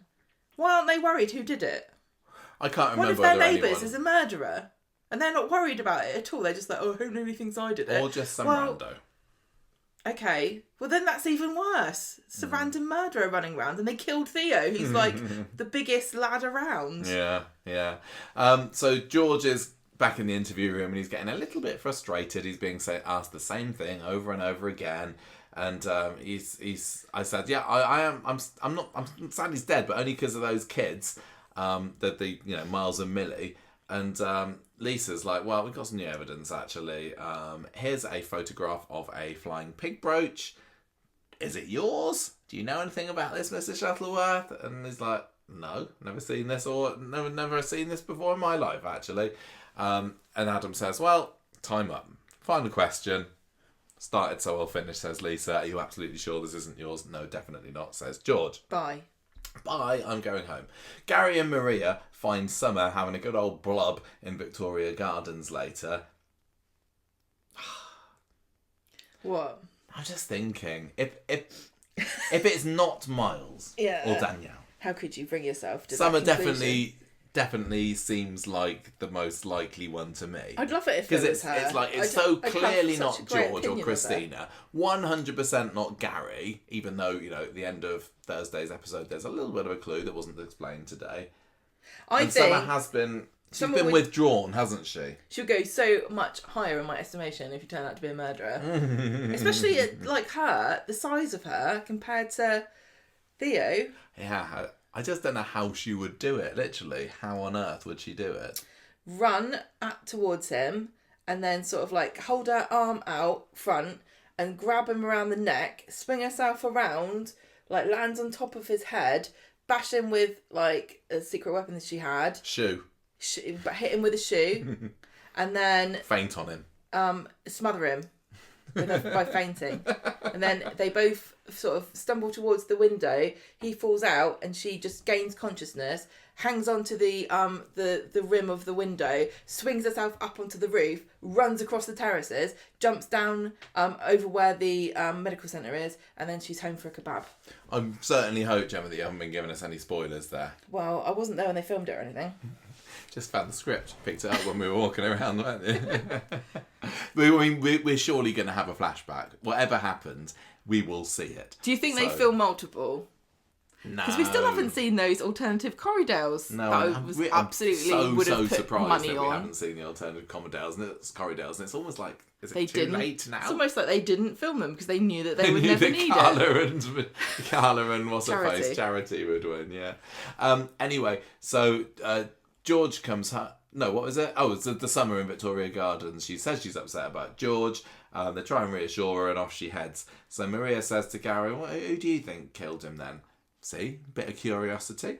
I have no idea, said Gary, but I'd shake him by the hand and buy him a pint. Yeah, but she's not involved, is she? She's not a suspect. No, she's not. She doesn't really care. Always the quiet She's one, just like, it's this awkward, Gary, but can you ask Todd, can we have those pictures? Because I'm sure there's some good ones of me at the wedding. I had really nice hair. If I was Maria and Gary, I would not want those pictures up on my mantelpiece. The shame. Should I burn them? Should I just burn them? You don't want them. Should we just forget that we were ever there? Just burn the evidence. Okay, so George is back home later, tells them about the brooch, Todd and all that lot, and they're just like, we're glad that you're home. Phone rings. Police want to talk to Christina now to help them with their inquiries. So she has to hotfoot it to the police station. But she doesn't take a lawyer or anything with her. No. Because she believes them when they tell her that they just want a little chat. And also, she knows that she didn't do anything. So she says, look. Lisa and Kit are doing this. Yeah, she says, well, yeah, I hated Theo. He hated me. He was a vile specimen, she says. Good phrase. But, I panicked about the polo shirt earlier. Maybe I should have given it as evidence or just owned up about it or what. But anyway, just because I was going to wash it, it definitely wasn't because I thought that George had killed him, even for a nanosecond, which is not true because she has suspected him. And then the subject of George and Christina being apart when she went to collect Todd comes up, and Christina's like, you know what? I think possibly a solicitor wouldn't be a bad idea at this moment in time. And they're like, look, we can't afford to pay them to speak. Is that all right with you? It's not going to be Adam, and Imran's dead, I'm afraid. So and Dee Dee's gone to Singapore. Off in Singapore. What can you do? So Summer and Alia's like, oh, I only practice law when it's for evildoers who are developing people's land or something. Totally forgot about Alia. Where is she? Don't mention Alia. She should be sticking her oar in this. There's nothing she likes more than being a high and mighty bitch. Imagine She'd Alia have a massive nose with Adam. Alia versus Lisa in a police interview. I want to see that. Okay, so yeah, Christina is clearly not guilty here, even if there may be something going on with her phone that I haven't quite pieced together yet. Summer at the end of the episode goes to see Gary in the builder's yard and says, look, can you keep quiet about me being upset earlier? I don't want anybody to worry about me. Is it that, Summer? Is it that? I want to know. I hope that next week we get to find out what Summer was up to, because that's the biggest missing piece of the puzzle, isn't it? What happened between Theo saying, well, looks like it's the end of summer, cocker, or whatever his final words were, and her being wherever she was when the body was found. I want to know, when are we going to find out who did this? Because there's no timeline for this at the moment. We all knew when the murder was going to happen. I think, if you were to have a look at the Kate Brooks interviews that came out on Sunday night, I think a rough timeline was given then. Do you know? I know roughly what people are saying, yeah. Ugh. But I'm not going to say it now, obviously. But it's not going to be too soon. Not going to be too soon. Anyway, drag it out, I say. Gary is looking at that CCTV footage of him whacking it outside the builder's yard, and he deletes it. He does tell them he was whacking it with Maria. He does, doesn't he? Yeah. Well, Maria says it. He just like, confirms look, it. We were whacking it, and they went, I'm going to interpret that however I want. Yeah, exactly. Thursday, this is Gary's day in the spotlight. I called it, was it Monday Street Talk Short? I said, this is a whodunit by numbers. Yeah. It really, really is, isn't it? Instantly formulaic. That's why this week even though I was so excited about the story last week, and that was knowing who the victim was going to be, this week it really was just a case of, okay, on this day this person's being suspected, and the next day the next person's being suspected. Oh, one look, this person's looking guilty. Oh, but they're feeling guilty about something else. I don't think there was. To do it? Well, exactly. I don't know. I don't know how else you.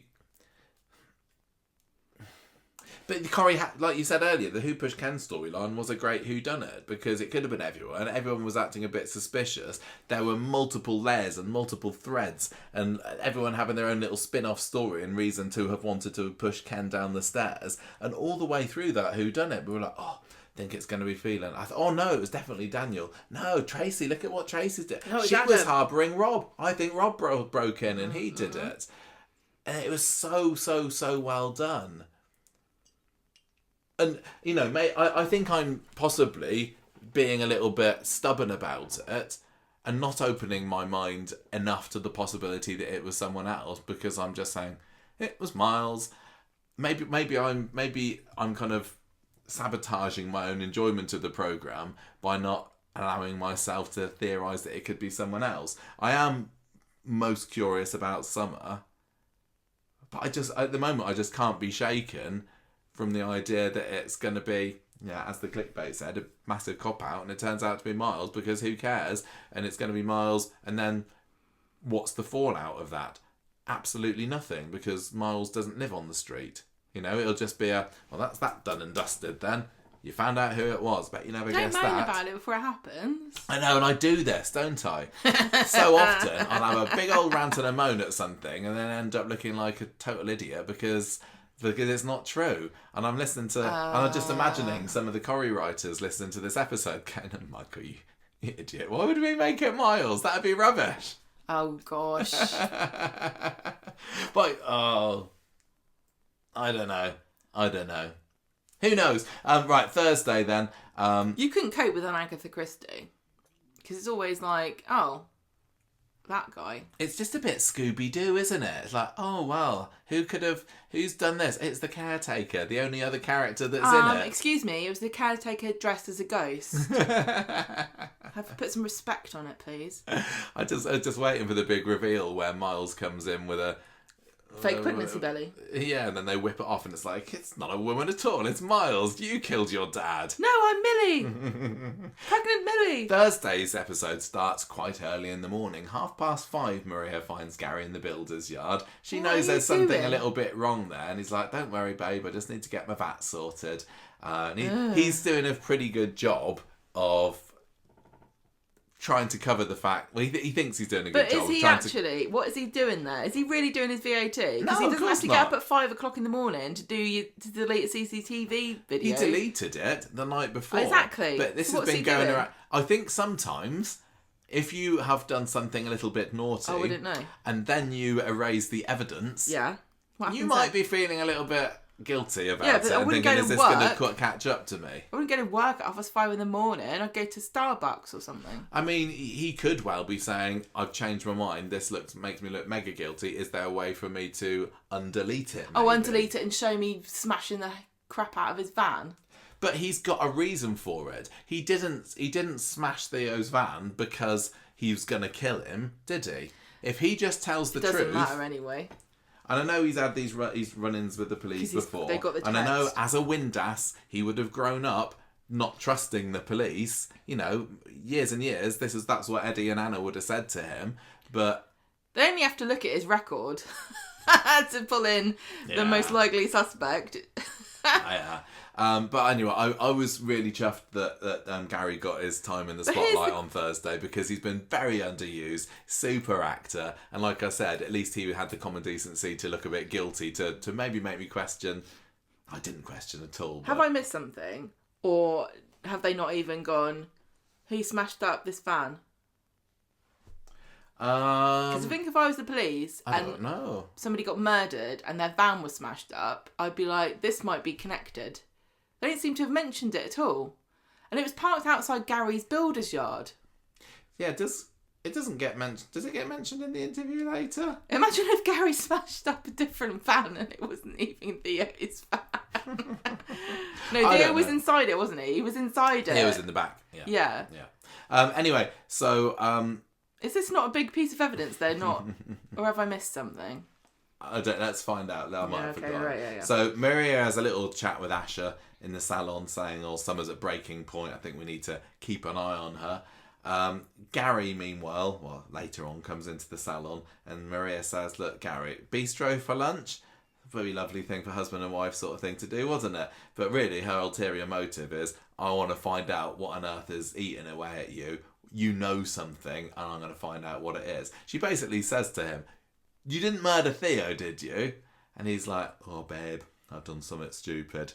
And he confesses about smashing the van up, deleting the CCTV, so there's no evidence. He makes out, he's like, don't worry, I'm in the clear. And I do appreciate how buoyant Gary is about this and reassuring. Rather than kind of saying, Maria, we're in big trouble, he's trying to reassure his wife. He's a proper man, that's why he's taking the burden on himself. Just like the old days, old days. He just shows his worry when he's hugging her. He's like, look. And the camera's looking at him and he's like, oh, crikey. Don't worry your pretty head about it, Maria. Your job is wash my pants and don't worry about anything. Wash the blood out of my things. Oh, not my pants. No, hopefully not. Lisa and Silent Partner arrive at the bistro later at the same time that George and Todd are there. And George is like, look. This is where he says, look, Lisa, Detective Swain, Detective Connor Swain, it wasn't me, honest. And she's like, well, actually, Gary's the next one on my wheel of suspects. The dial has stopped at him. So up you get, let's go to the police station. Let's be off with you, Gary Windass. I love the way that Silent Partner is always writing something on his notepad. And I like to think that he has been forbidden from speaking by Lisa, and he's like trying desperately to communicate with people, but nobody will read his bit of paper because they think they're not allowed to. Well, no, I think it's like maybe he's a silent partner because he's doing a sponsored silence that's been going like the world's longest sponsored silence, and some, when people do that, they write their messages down and then hold them up to people. He's like, I cannot be interrupted. If I complete this as I've wanted to, I could cure cancer with how much money I've raised and how long I've been doing this. Yeah, it's important for the future of humanity that I never say a word. Kit's found this text that Gary sent Theo on the night of the murder saying, "I'm coming for you." Can you explain this, Gary? No, definitely not. No, he can. He says he's just a joke. Yeah, he says, "I was just mouthing off, that's all," which is what it was. It's true. He said, "I was sticking up for Todd." She asked him, "Surely you'd have CCTV at your yard, wouldn't you?" It's like, no, deletes it after a week. Deleted it after a week. Sorry, what can we do? And Lisa's like, it's 3 days later, so... Don't say what the date is. She says, "Well, we got a very geeky tech geek." I can't remember, they described it in a quite comedically unflattering way. We've got the biggest nerd out there. It's called Sam Blakeman, and he's going to sort out find your deleted footage. Don't you worry, Mr. Windass. So they must only want this footage because they know that the van was smashed up. So they must have mentioned it then. Maybe they did. I don't know. Sarah, yeah, I think they did. See, we're wrong. We're always wrong. Sarah joins Maria in the bistro later, who is just still hanging around there because she doesn't know that Gary's... No, she arrived after. Gary was by himself. Yeah. Waiting then Lisa whisks her away. I noticed that there was a bottle of wine on the table when Gary got whisked away, and then when Maria comes in, it's gone. Which makes me think that Nick's like, well, no one's going to know that he didn't drink it. Just pour that back into the barrel there. You think they get it out of a barrel and put it in a bottle and then put it on the table? Yes. Okay. I don't know how alcohol works. No. So Sarah's there with Maria, and Maria says, "Look, Gary's really on edge at the moment." And Lisa's like, "Well, haha, yes he is. He's at the station, that's why. And now I want to speak to you. I'm having a brilliant time. Just picking up all the neighbours." Maria? Lisa. Oh yeah, Maria. Lisa wants to speak to Maria now. Mrs. Connor. Actually, the power trip that woman is on, honestly. It's because she's moved into like a den of weirdos, and she's like, "I've been doing it. I've been here for 5 years now. It's my anniversary." Oh yeah, it's a sway anniversary this week, and wasn't it? I'm not having it. I'm not having you causing troubles around this is my gaff now. Get down the station. So, but luckily for Gary, Maria is very quick thinking, and she's come up with the ultimate plan to get Gary off. And she was saying, "I was getting Gary off when this happened." She said, "No." First he was whacking it, and then I got him off. I think she said to Lisa, "I've got to get Gary off," and Lisa went, "What? So you had sex with him, and that's why you delete the footage?" And Maria went, "Yes, yes, that's right. Thank you." Correct. Yeah, Maria, and everybody knows that Maria Connor is a bit of a randy mare. Also, I like the way the police are like, "Well, we won't bother checking for that." Yeah. Because we don't want to get in trouble. Yeah, that's true, actually. They're like, "Well, just take your word for it," because who would lie? Can you imagine Kit going to Geeky McGeek face and saying, "Look, don't look for this footage. There's a married couple having sex on it." And he's like, "Oh no, imagine if I found that. That would be awful. Can I just check?" Yeah, that's going to be on. He'd look even harder. He'd be like, "I thought it was just a boring murder case, but now..." Yeah. Couple at it, yes please. So, I don't know, maybe it'll turn up what happened. Anyway, so Gary and Maria are in the clear at the moment. Todd's in the pub with George later, still very much in recovery mode. He's just like, he can't cope. He's surviving. He's day to day. Can I get to the end of, can I get to bedtime without just collapsing? And he says, "I suppose I better get used to being alone. I don't know how to feel. I'm drowning, George." I'm being very melodramatic about it, but as I say, Gareth Peirce, very much superb performances this week. George says, "Just give it time. It's going to be okay." Kit gets home later, and Sarah says, "You take Gary in for questioning earlier. What's all that about? Why are you targeting him? He'd never do anything to jeopardise his home life. He's got Maria, he's got Liam, he's got Jake occasionally. No, he's not as hot-headed as he used to be. He killed a man one time and never got in trouble for it, but why would he do it again? Yeah. He got away with it once." I am kind of wondering, like, because Kit doesn't know about Gary killing Rick, does he? No, nobody does, apart from him. I wonder whether Sarah knows. Yeah, Sarah knows. And Sarah Gary obviously knows. Of course, she hasn't told Kit. So I wonder whether the wheel of suspicion is going to come round to Gary again, and at that juncture, Sarah will say to Kit, he's got. No, it depends on whether she thinks. Depends on whether she can be kind of made to feel bad that Theo's dead, because at the moment she doesn't care. I suppose so. Because if he starts saying, "Oh, it's children, blah blah blah, justice," maybe she might. But at the moment, her loyalty is to Gary. Well, it's to Kit and then Gary. But Kit doesn't care really if he doesn't find who killed. How many crimes have they not solved? They don't care. True. They don't really care. They just do something else. It's like I'll just wait and there'll be another murder next week. It's not that important. We are in Coronation Street. Like there hasn't been a crime for 5 episodes at this point.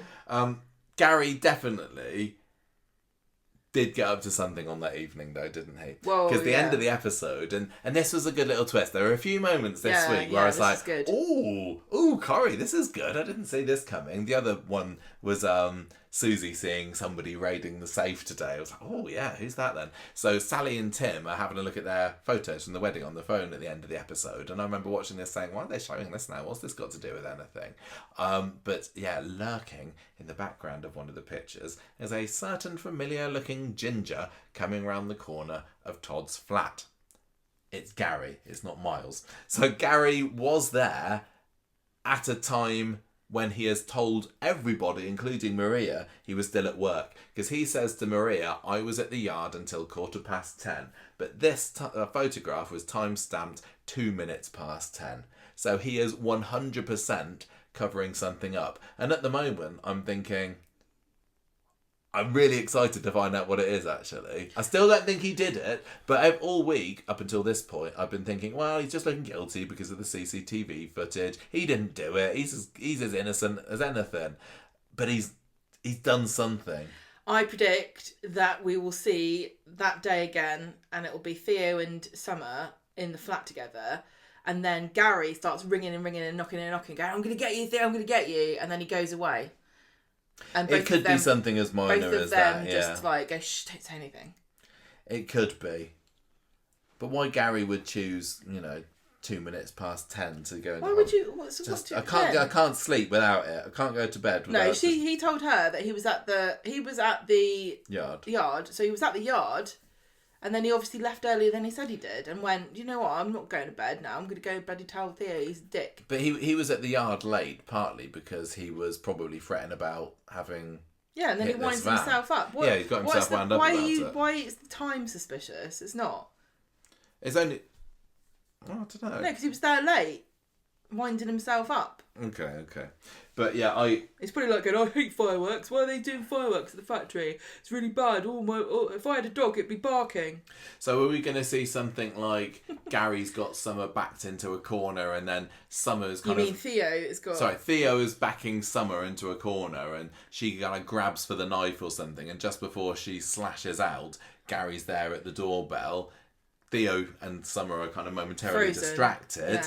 Yeah. Maybe she hits him. Or somebody does. I'm trying to think whether we've had a scene with just Gary and Summer together where, as I say, nobody at this point has said, "Phew, we're on our own. Now we can discuss what we did on the night."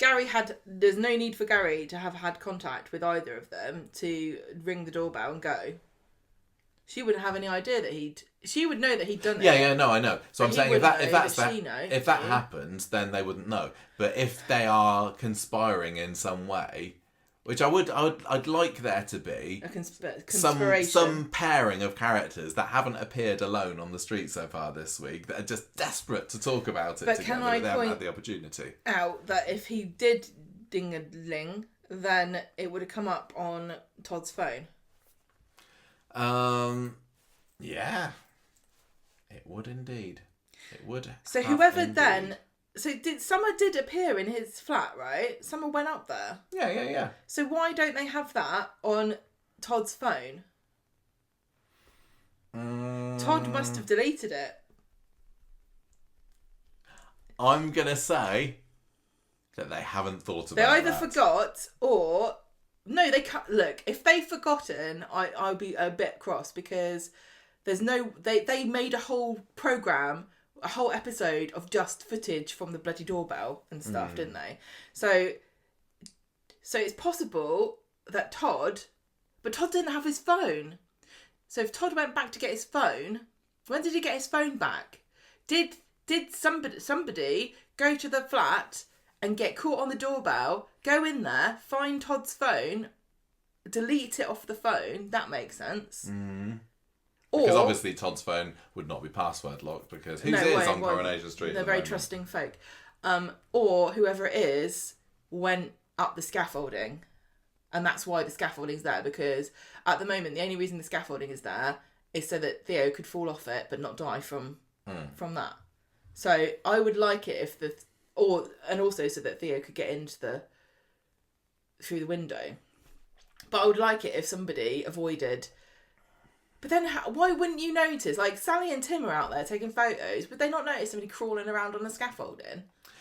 Yeah, I do think it is very, now you come to mention it, very lax of the police that they haven't decided to check the doorbell cam footage. This is what I mean. Because if a murder happens... they should have been checking everything. They should have said, where are the cameras here? Yeah, I know. There's one literally right outside their door. But this is what I'm saying about the pathologist report. The pathologist wouldn't just go, 2 blows to the head.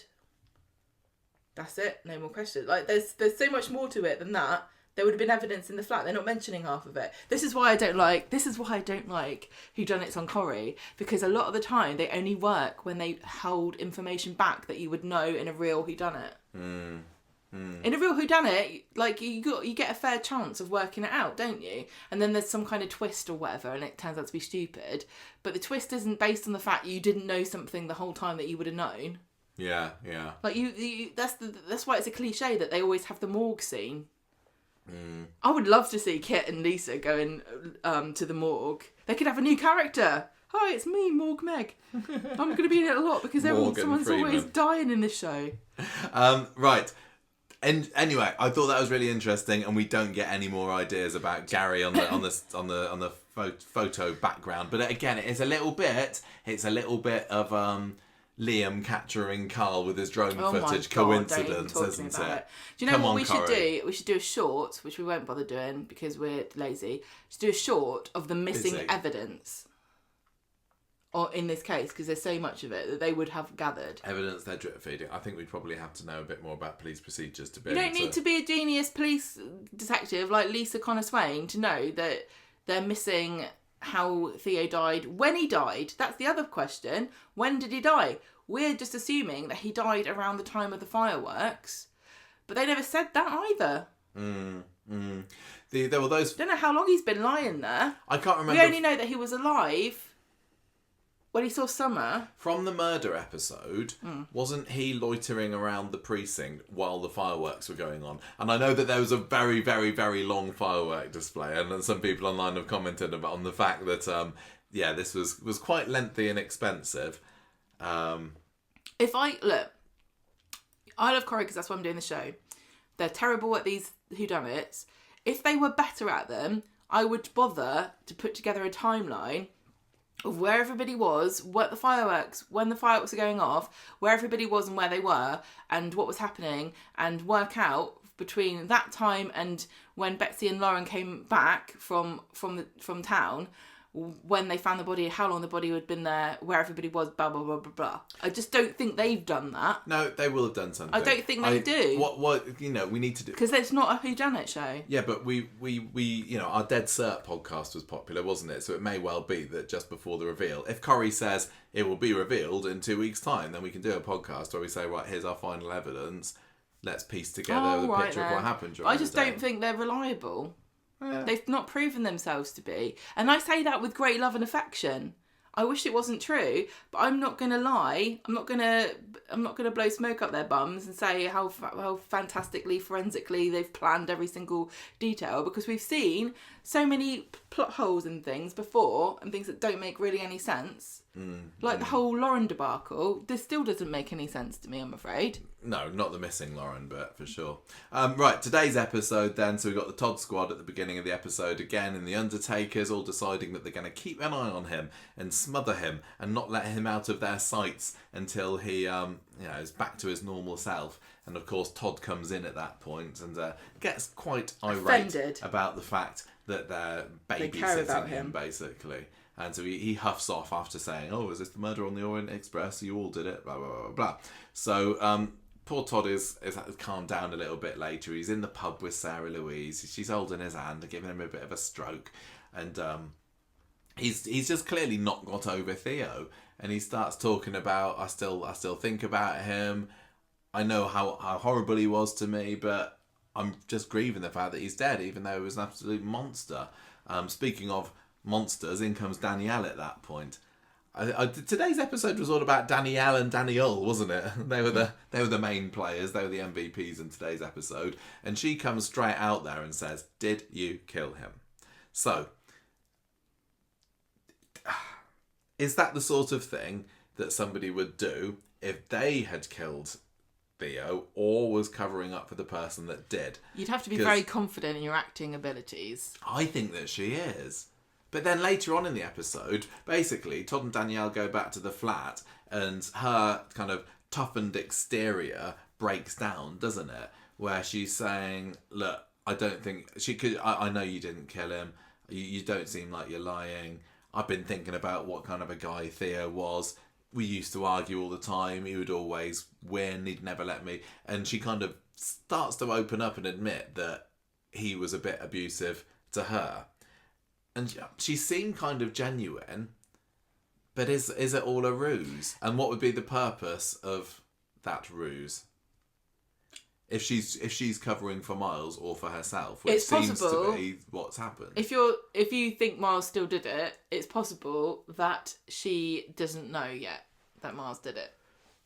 Yeah, for sure. But I still think that when she was delivering those flowers at the end of Monday's episode, she looked suspicious. But they all did. It's the same as the flash forward. I know. I don't think they all did. No. I'm saying it's a stylistic choice. Okay. It's like a soap magazine cover. Mm. So if doesn't mean anything. It's just what they told that. Whatever. If she's covering for herself or for Miles, what would be the benefit of admitting that Theo is a bit of an abuser? Yeah, but you didn't listen to what I said. That she might not know that Miles did it.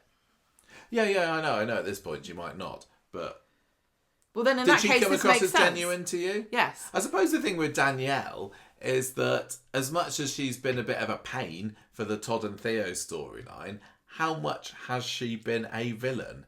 Because at the beginning of the story, she was the wronged woman, wasn't she? Can I just remind you? She was the one that Theo cheated on Todd against, or whatever, I've forgotten what the beginning of the sentence was, and she was rightfully outraged when she found out, what on earth, you've been sleeping around with this man when you're supposed to be married to me, what's this, you're gay? And we definitely had a little bit of sympathy for Danielle, and any kind of venom that's been spewing from her has partly come down from the fact that, sorry, I was cheated on. You deserve this, Theo. And it turns out that Theo was an arse. Can I remind you that she directed Theo to beat Todd up, which I don't think makes her not a villain. That makes her a villain. She's also homophobic. She could still have killed Theo because she's homophobic. Yeah, she's not whiter than white.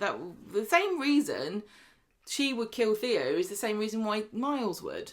She's not whiter than white, but she's still, in some way, seems to be a victim of Theo. You're confusing motive with being a villain.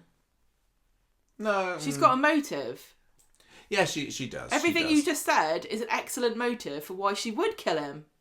What had I suppose the thing is, like, what had happened between her and Theo immediately before the murder that would have her say, this is the breaking point. Yeah, that's true. I'm going to go and kill her. Although there's nothing that happens. No, although I suppose she didn't need to necessarily, we're not saying it had to be premeditated if it was her. But it would only make sense if it was, because what are they talking about that would make her just snap and kill him?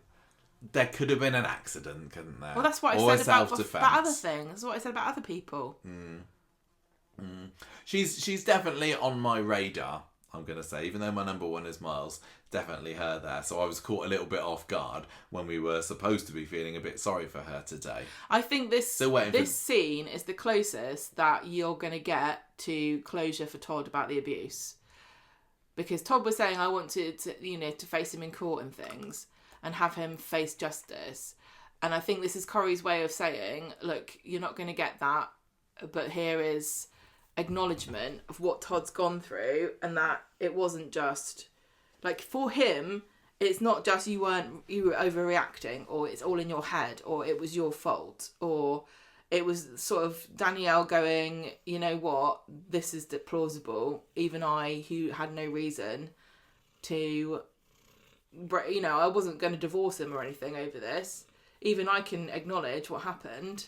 Yeah. And what you went through is real. That's what Todd wanted out of a court case. He wanted Theo to admit what happened, but he also wanted everyone else to go, you're not crazy. This really happened. You are a victim. Yeah, and this is how Danielle leaves it, doesn't she? She says, I'm sorry you had to go through everything you did.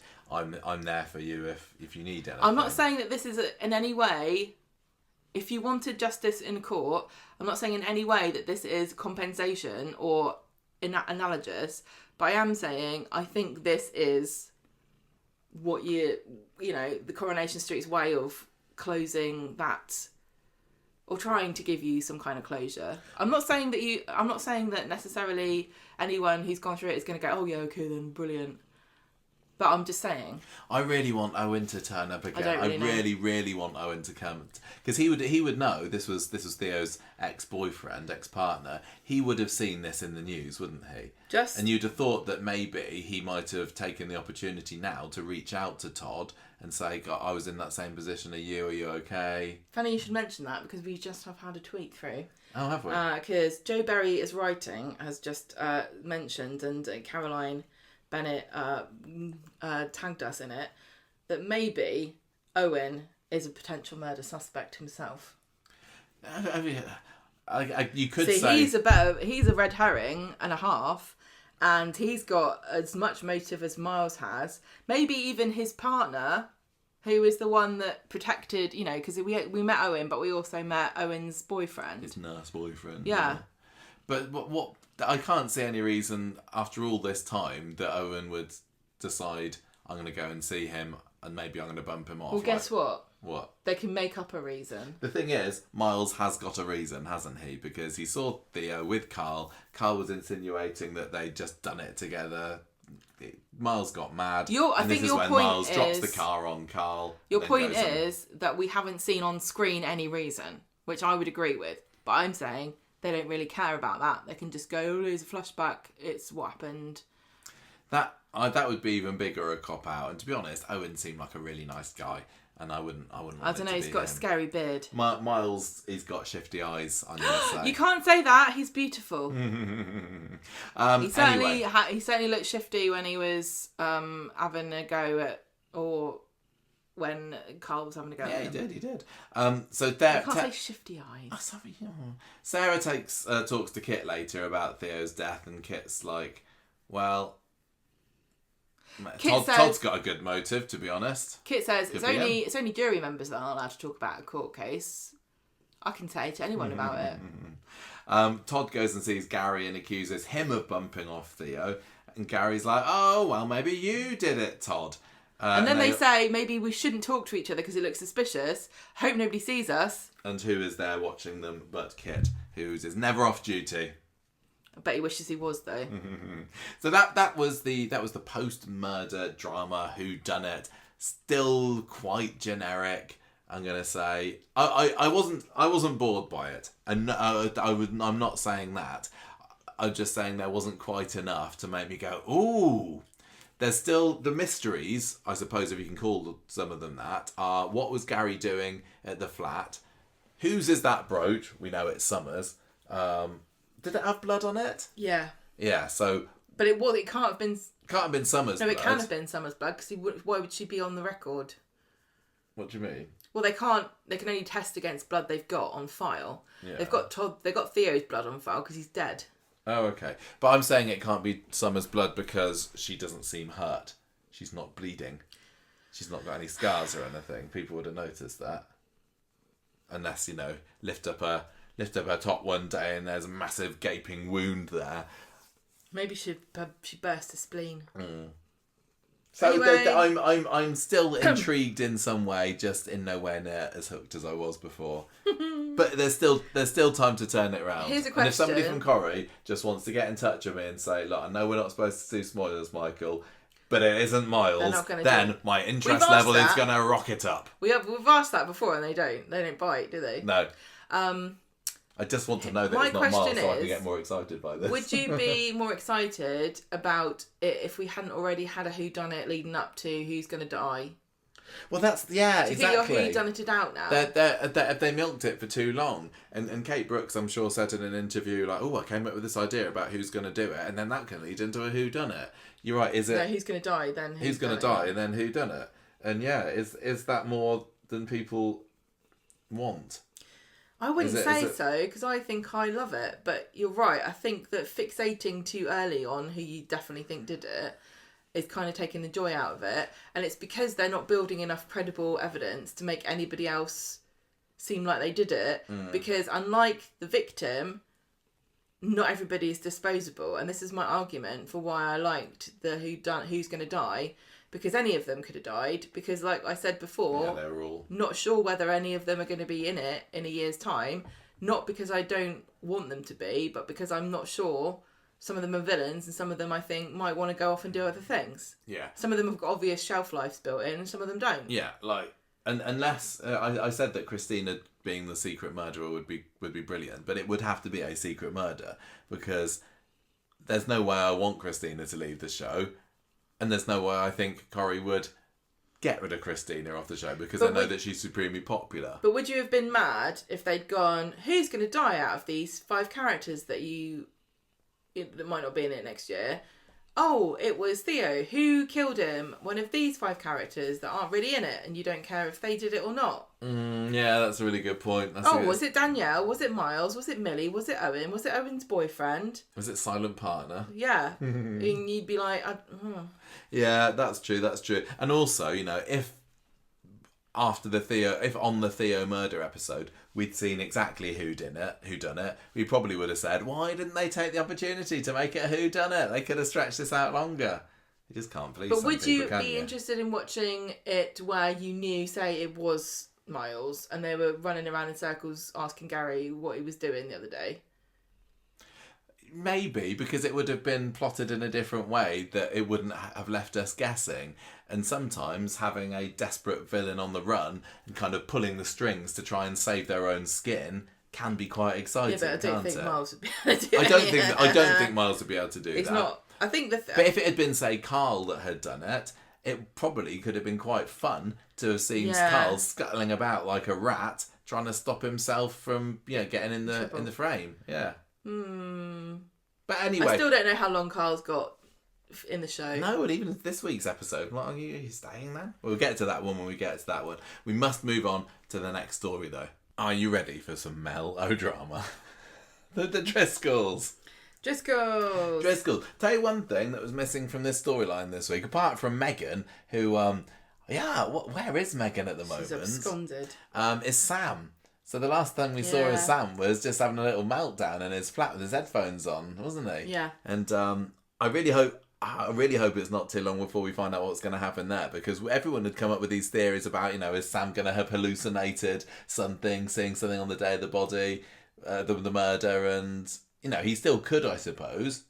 Well, that became something that we were absolutely sure of, that was never confirmed at Coronation Street and still hasn't been, so who knows what's actually going on with that. Yeah. Anyway, What went on with the Driscolls this week, Gemma? Well, last we saw, Maggie was very professionally lying on the floor. Yes. Having suffered from some malady or attack. We didn't know. I don't think we said this on the podcast, but I tweeted about it. That one of the things that Pauline McLean told us when we were interviewing her, like off air, is that they'd asked her to put some padding in her back, didn't they? We didn't talk about this on the podcast, I'm sure we didn't. And she was like, no, just let's get it over with. Just let me lay down on the cold floor, and I get to go in earlier. So good job, girl. Good job. She said it looked more realistic that way, and it took less time. So we went into this week thinking, could there be more than one death? Are they going to secretly bump off anybody else? Is it going to be revealed on Monday that there's more than one victim? No. Both she and Carl are absolutely dandy, aren't they, by Monday's episode? It's not even the first time Carl's been in the hospital flatlining, is it? No. Because of his heart problem. I know, he's been having a bit of a rough year. Well, Maggie's had a heart problem as well, because we find out that she had a heart attack, basically. Mm-hmm.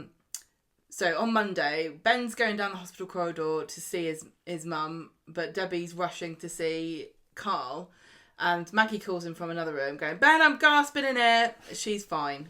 takes her a cup of tea. She's sitting with Ollie, trying to tell him to ditch the waistcoats, but he won't listen. Will is apparently refusing to talk to everybody, and she says to him, well, it's because he had quite a shock. Yes. And that shock was finding out that Megan had a termination and not a miscarriage. I thought it was funny seeing Maggie in the hospital bed this week because, like, she's usually all glammed up, isn't she? And she's got her hair up and her face made up. I don't think we've ever seen her like au naturel before. Have you noticed that she hasn't gone back to dressing up? Yeah, no, she hasn't. She's being a bit casual. She wants the sympathy, doesn't she? I wouldn't have even thought she had those clothes in her wardrobe, to be honest with you. But she's got plenty of leisure wear. Yeah, baggy jumpers. Right. So the next morning, the sisters meet outside the pub, and we don't get much of them either, really. Will is still missing, and they don't know where Megan is either. And Will's leaving a message to Megan on his phone. Definite lack of Battersby action this saying, week. Is what you said yesterday true? Call me back. Ben comes in and says to him, I know about the abortion. And Eva's there, and she's shocked as well. And Will is really, I give him props, this kid, it was sticking to his story. No matter what. He's not given up yet. He hasn't been tricked. It's like me and my Corrie theories. It's like, no, sticking to it. Tell you that Miles did it, and I'm not going to hear anyone convince me otherwise. He's like, I want to have another affair with my teacher. He's like, I don't care. It's not my kid. It doesn't matter to me. And then goes stomping off like a petulant child, and it's like, you do, don't you, Will? You do what? You do care about this abortion because it was your kid. you kind of given it away. You haven't got that much of a poker face. Hang on, you'd be annoyed if people kept saying it to you as well. I don't think he's done a bad job. I would be annoyed if people kept saying. I think that's the hallmark of somebody who is not guilty, is that they get angry when you accuse them. I think that Will's his attitude is, if I'm just grumpy 100% of the time, they can't catch me out. Exactly. Be consistent above all else. Mm-hmm. So also Ben is annoyed that the sisters roughed up Megan, who, like we say, is MIA. Last time we saw her, she was rushing off. Yeah, I wonder if she got her sweatshirt. Hmm? You know, she was looking for her jumper. Oh yeah. Did she ever get it? Guess not. I hope she did. I mean, if anything else, you know. Where is it? Poor woman gone through so much. I wonder, like, is she gone and she's not coming back? I mean, she will come back, obviously, but what's the character's motivation? Is she just lying low? Is she, could she have killed Theo? Didn't they say they found new evidence? Was that this week? Or was it last week? They found new evidence. It was last week. Yeah, that was when the Battersbys were at the police station. Kit was like, we're not going to prosecute you for roughing her up because we've got new evidence. Yeah. What evidence is that then? I'd say you're right. That is a little bit of a forgotten thread that clearly Coronation Street wants to leave dangling. It's not like they've forgotten. I think after it happened, I saw some people online wondering, has Will come forward after the impassioned speech from Maggie and said, look, she did do it. Fine, I was groomed. But it doesn't, unless the police are remaining incredibly tight-lipped, which they've got no reason to, Will still, singing from the same old hymn sheet as before. So what is the new evidence against Megan, and why isn't Kit talking about it? Well, he wouldn't talk about it in real life. He would never talk about an ongoing case with anyone that wasn't connected to it at the station. I have also seen people speculating it's to do with this other boy that we saw, who was Megan's victim in a previous school, and they would have had to have gone back over her history and tried to find if anybody else. What a bloody letter to the parents that would be. Well, we're not saying why and we're not saying what, but does anyone know Megan Walsh? Yeah, I guess there just wasn't time for all of this week, and one of the stories had to fall by the wayside. Yeah, a few of the stories had to, like this. Can't fit it all in because it's only 22 minutes, 5 days a week. And even Jodie was relatively low key during the week, wasn't she? Right. So Tuesday, Mel's turned back up again. Ben finds her at the back of the pub with Will. He's still storming off again, and she says, "Right, I want Will to come back with me today." The actress who plays Mel is doing a very good job at making her deeply unlikable, isn't she? She's not I didn't like how she didn't care at all about school, and she makes this joke about like, who cares about school anyway? And it's like there was some kind of backstory there, or some kind of element of her history or her situation that means that she doesn't think school's important. But then she also says she's got a business meeting the next day, so I can't really. Unless she's Alan Sugar, who every year the exam results come out has to tell everybody that he did badly at school. Yeah, I had a handcart in the market when I was 11 years old. Jeremy says Clarkson, Mel. I only got when I finished school, I got slapped in the face by a fish, and look at me now. Yeah. So boring. And she just comes across as being really obtuse and just deeply unsympathetic in any way, but even though you probably in real life you would feel sorry because she's for her. Right. Yeah, she is. Her poor child has been groomed by this but she woman, doesn't seem to be she's not making a good account for herself, is she? No, she's not trying to meet Ben in the middle. She's coming across as somebody who can see a way to win an argument that she thought she'd lost years ago. And she's got the biggest bargaining chip, which is knowing Maggie's secret about Alan. And I don't know what has happened in their relationship. And, you know, there's an element of, like, cultural misogyny in what I'm about to say. But normally a mother would have custody of her children. Right? Yeah. At least half, if not more than that. So why doesn't she have the children living with her? Did she... She just comes across as being really cold. And even like today's episode where she was like, oh, Will, you're coming to Scotland, give me a hug. I just don't really believe it. No, she doesn't seem like an affectionate type whatsoever. And Will didn't seem that interested super or bothered. Thrilled. No, they don't talk about her. Like, did the children decide, I mean, this is fine if this is true. Did they decide to live with Ben and not live with her? Because they've got as much right to decide. Yeah. But why would you move to Scotland? And well, to be fair, they came from Hull, didn't they? Yeah, it's on the way. But Hull is not near Scotland either. If my children, if I didn't get custody of my children because they didn't want to live with me, I'd still want to be near them. I wouldn't want to be in Scotland. What's her story? Yeah, I'm not judging anyone in this situation. I'm like, there is more to this story. Something has happened. There's something going on with her. Why does she hate school? Why does she think that it's not important for Will to do his exams? And it could be something as simple as, hey, I'm a genius prodigy, but I also had, I don't know, ADHD and nobody knew, and I couldn't concentrate on school, and my teachers were horrible to me, and I think it's a waste of time because now I'm a great businesswoman, just like Alan Sugar, blah, blah, blah, blah, blah. It could be something like that, couldn't it? Yeah. But what is the story? There's got to be a story.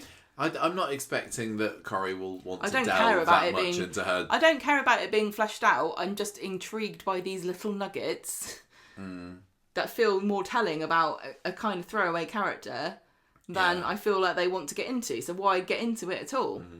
Do you think that there's any risk to her safety at the moment? Because Maggie wants to silence push her down the stairs, and Maggie has got no cars at the moment, and Mel at any point could just turn around and say, oh yeah, thanks for Will, by the way, Maggie pushed Alan down the stairs. She doesn't need to. She's got that. She'd be well to keep that in her back pocket. She's been doing it the whole time. I suppose. Don't forget, she's known this for a long time. And it's also interesting that if she did want custody of the children, that she never used this before now. When did she find out from Finlay what happened? And why were they talking? I didn't get the impression it was a long time. It was just, well, he's in America now, but he speaks to me on the phone all the time. Okay. Yeah. Okay. I'm just interested in the unspoken back history of Mel. I find her very interesting. Because the secret has got to come out at some point, hasn't it? Is it going to be next week? Is it going to be next month? Is it going to be next year? I don't know. And when it does, will it be through Finlay? Will it be through Mel? Maggie needs to get rid of her. I don't want it to be Mel that reveals this. I want Finlay to come into it. Although I have somewhat enjoyed seeing a different side to Maggie this week, like being on the back foot. I don't want that to be the Maggie that we get going forward, but until she knows that there is no way that Mel's going to reveal her secret, she's going to be on edge, just waiting. because she thought that she'd got away with it for, years, decades. 40 years. So it's interesting too that, Maggie was bigging Mel up beforehand, and obviously they hate each other. And clearly Maggie, it's not like Maggie likes Mel and Mel doesn't like Maggie. They both hate each other. Yeah. So is there something extra to that story? Was it just something that she said to Eva to make her jealous, or did somebody write it into the script before they'd established I wonder what the relationship was going to be, and before they decided that Mel was going to have this, Well, while the secret is card. still being kept, we're definitely going to see more Mel. She's gone up to Scotland today, but that is not the last we've seen of her, that's for sure. I can't believe also, because she was going on about Ollie going there for his restaurants, and then she hasn't even mentioned him or even asked him if he wanted to come. That's true. Oh God, Ollie, I forgot I had another son. How could I forget such memorable character as Ollie? Imagine that they come down on Monday morning and Ollie's sitting there with his bag going, when are we going to Scotland? Mum said that she wanted me to live with her again. And they're like, oh, Ollie, you're no one's favourite. She forgot you. What can I say? Anyway, Ben's mad. And she wants to take Will away, and Ben tells her... Because it's Tuesday still, isn't it? Yeah, things have happened, and he needs it to be around his dad. Megan's aborted his child, and Mel is completely stunned, and they start screaming at each other, and Eva comes in and tries to get them to shut up and play peacemaker with them, but they're not having it, and Ben storms off. I love that. I think that both Aaron and whoever it is that plays Mel, sorry, I don't remember, are definitely doing a good job of playing the vibes of a couple that are in a very unacrimonious divorce. Yeah. And just absolutely hate each other and can't bear to be in each other's This presence. is the Ben's end just of... standing there, seething away Yeah. in every scene that Mel's in. Yeah, this is the end of a very long and bad relationship. Very messy relationship, very messy divorce process. And it's really interesting too, because Eva sits down with Mel and they get some glasses of wine, and she's trying to sort of soft touch her a bit and try to get her to understand Ben's perspective. And we still don't get anything out of this scene about how Mel came to leave, or Mel and Ben's relationship came to end and Eva came into Ben's life. Because I'm expecting some kind of drama there, but if it was to happen, you think that Mel would at least snidely mention it. I don't know whether I'm just making this up, but it wasn't a case of Ben having an affair with Eva we don't know. when he was playing in France. Do we not know this? I don't think we know. Okay. So Eva being the other woman. Eva says, look, Megan groomed and abused Will. It got past us, but it got past everybody at the school, and it wasn't just Will she did this to. It was another school as well. It's not our fault. Please do not take it out on Ben. There's nothing we could have done. And Mel reluctantly agrees to sort of leave it alone, but she doesn't really. Ben comes home and Eva says, I think I got through to Mel. She's going to leave us alone. But no, because she's conspiring with Maggie and goading her about the fact that she knows, this is secret, that she pushed Alan down the stairs. And Maggie's like, no, it's all lies. And Mel says, no, I want my son with me. He's not being looked after. Convince Ben that Will come and stay with me, and I won't tell anyone about you know what. So, on Wednesday, after having a heart attack, Maggie's been discharged from hospital. Quick recovery there. And she's home and she's lying on the sofa. And Mel comes in and reminds them of their deal and says, you got until the end of the day to make Will live with me. But it's in the grand tradition of Corrie deadlines, it's a very, one of the very extendable. Loose. Yeah. So later on, Maggie is coerced into inviting Mel for dinner, and before long, Mel starts trying to get Will to come to Scotland with her, and Mel keeps going, I think it's a great idea, don't you, Maggie? What do you think, Maggie? Maggie, what do you think, Maggie? Maggie, what do you think? And Maggie's like, maybe for a week. And Ben says, no, what do you mean, Mum? The other day you were saying that you never want him to go to Scotland again. And she goes, oh, that's right, I remember now. And he should stay here. And Mel is not happy about this. Will explodes at this point, going, "Stop talking about me. I can decide for myself." Storms off. Ollie chases after him, going, "It must be nice to be wanted." and Ben leaves. Nice to be bargained with and talked about. Maggie tells Mel that Will does not need his family falling apart over this. "I'm going to talk to Ben about it tomorrow. Leave it with me." And Mel goes, "Right, I'll give you another 24 hours. But that's all you're getting." But then she comes in first thing on Thursday and says, "Have you told him yet?" Well, that's not long enough. So she's, not a very good time. Your deadline's up. Well, the end of the day. And Maggie tells Ben that Mel, it might not be the worst idea that he goes to Scotland for a little bit, maybe for a couple of months, because exams aren't that important. So on Friday, the Driscolls say to Will, "Maybe you should go to Scotland and the school will just sort something out for you in your exams." I can't remember exactly when. It's kind of June time, isn't it, that he should be doing his GCSEs.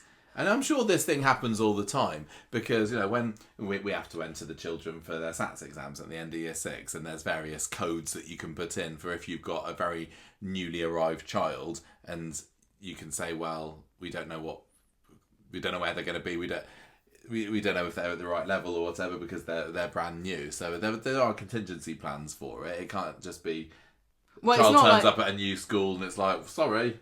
Well, it's also not as though, it's illegal to move a child. No. Of course, you can't... Mere weeks before his GCSEs. You can't prevent people from doing that, but it's certainly not the best decision if you have other choices, I guess.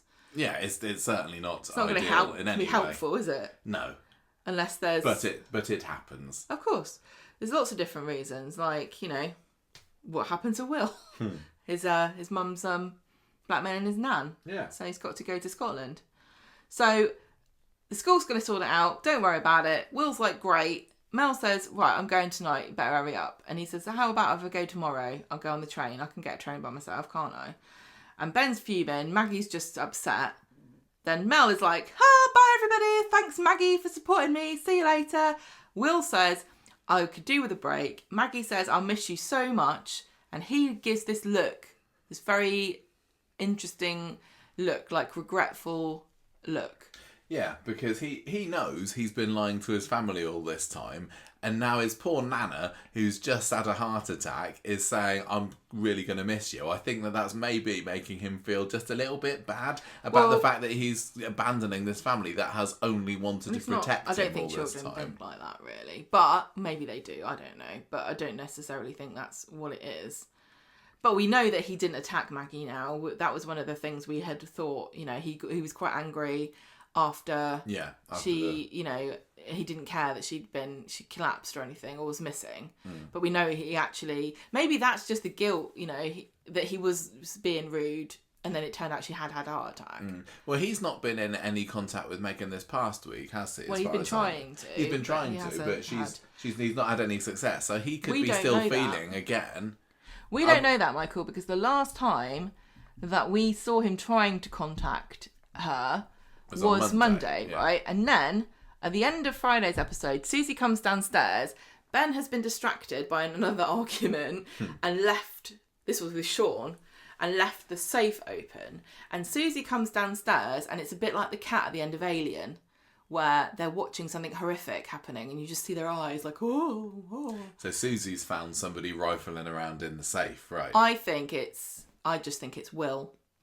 And I think that Will lied about going on the train, and he looked regretful because he knows that this is a big fake out. He's spoken to Megan and we haven't seen it. Oh, I see. And he is going to say, Megan, I'm going on the train to go to Scotland, and after a certain number of hours they're going to look for him, but they won't look for him until that point. He's in Paris. Waiting for Megan, saying, I told her I'll book a table underneath the Eiffel Tower at midday, but where is she? And Megan's there just sunning herself in Tenerife. I mean, the tragic thing is, you could get to Paris faster than you can get to Scotland on the train. Surely. Yeah, quite probably, actually. Or to Perth. I mean, is there a train from Manchester to Perth? Yeah, why not? Yeah, that's a good point. So you're reckoning Will raiding the safe? Well, the thing is, again, they use too many plausible, dramatic license in these things. But it wasn't somebody that Susie didn't know. It wasn't a burglar. It wasn't bloke 1 or 2. She wasn't alarmed or upset. But she was watchful. She was watchful, and I would have just thought that, you know, dramatic license or whatever aside, if she'd have seen Will raiding the safe, she would have said, "Will, what are you doing?" straight away. I don't think that she'd have just stared and watched him. But wasn't she was talking, you haven't written down what she was saying, like she was talking to him. They were having a nice moment, weren't they?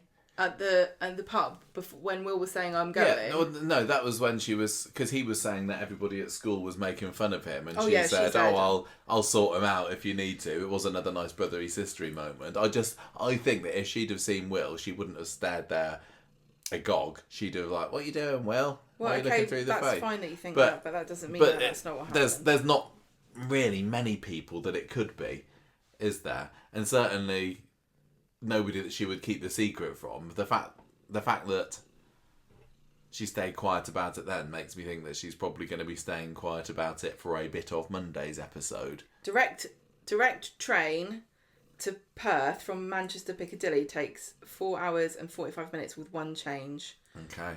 It can take up to 5 hours, 23. It's about like here to Manchester, isn't it? 7 hours and 53 minutes if you go through York, which maybe you shouldn't. Is there anybody else other than Will that it could be? I mean, there's no way that Megan would have snuck in there. That would have been supremely risky, wouldn't it? She's not that desperate. She'd have gone round the back of the pub, hoped that nobody was out there, and just in case somebody had left the safe open or something. Say that again, sorry.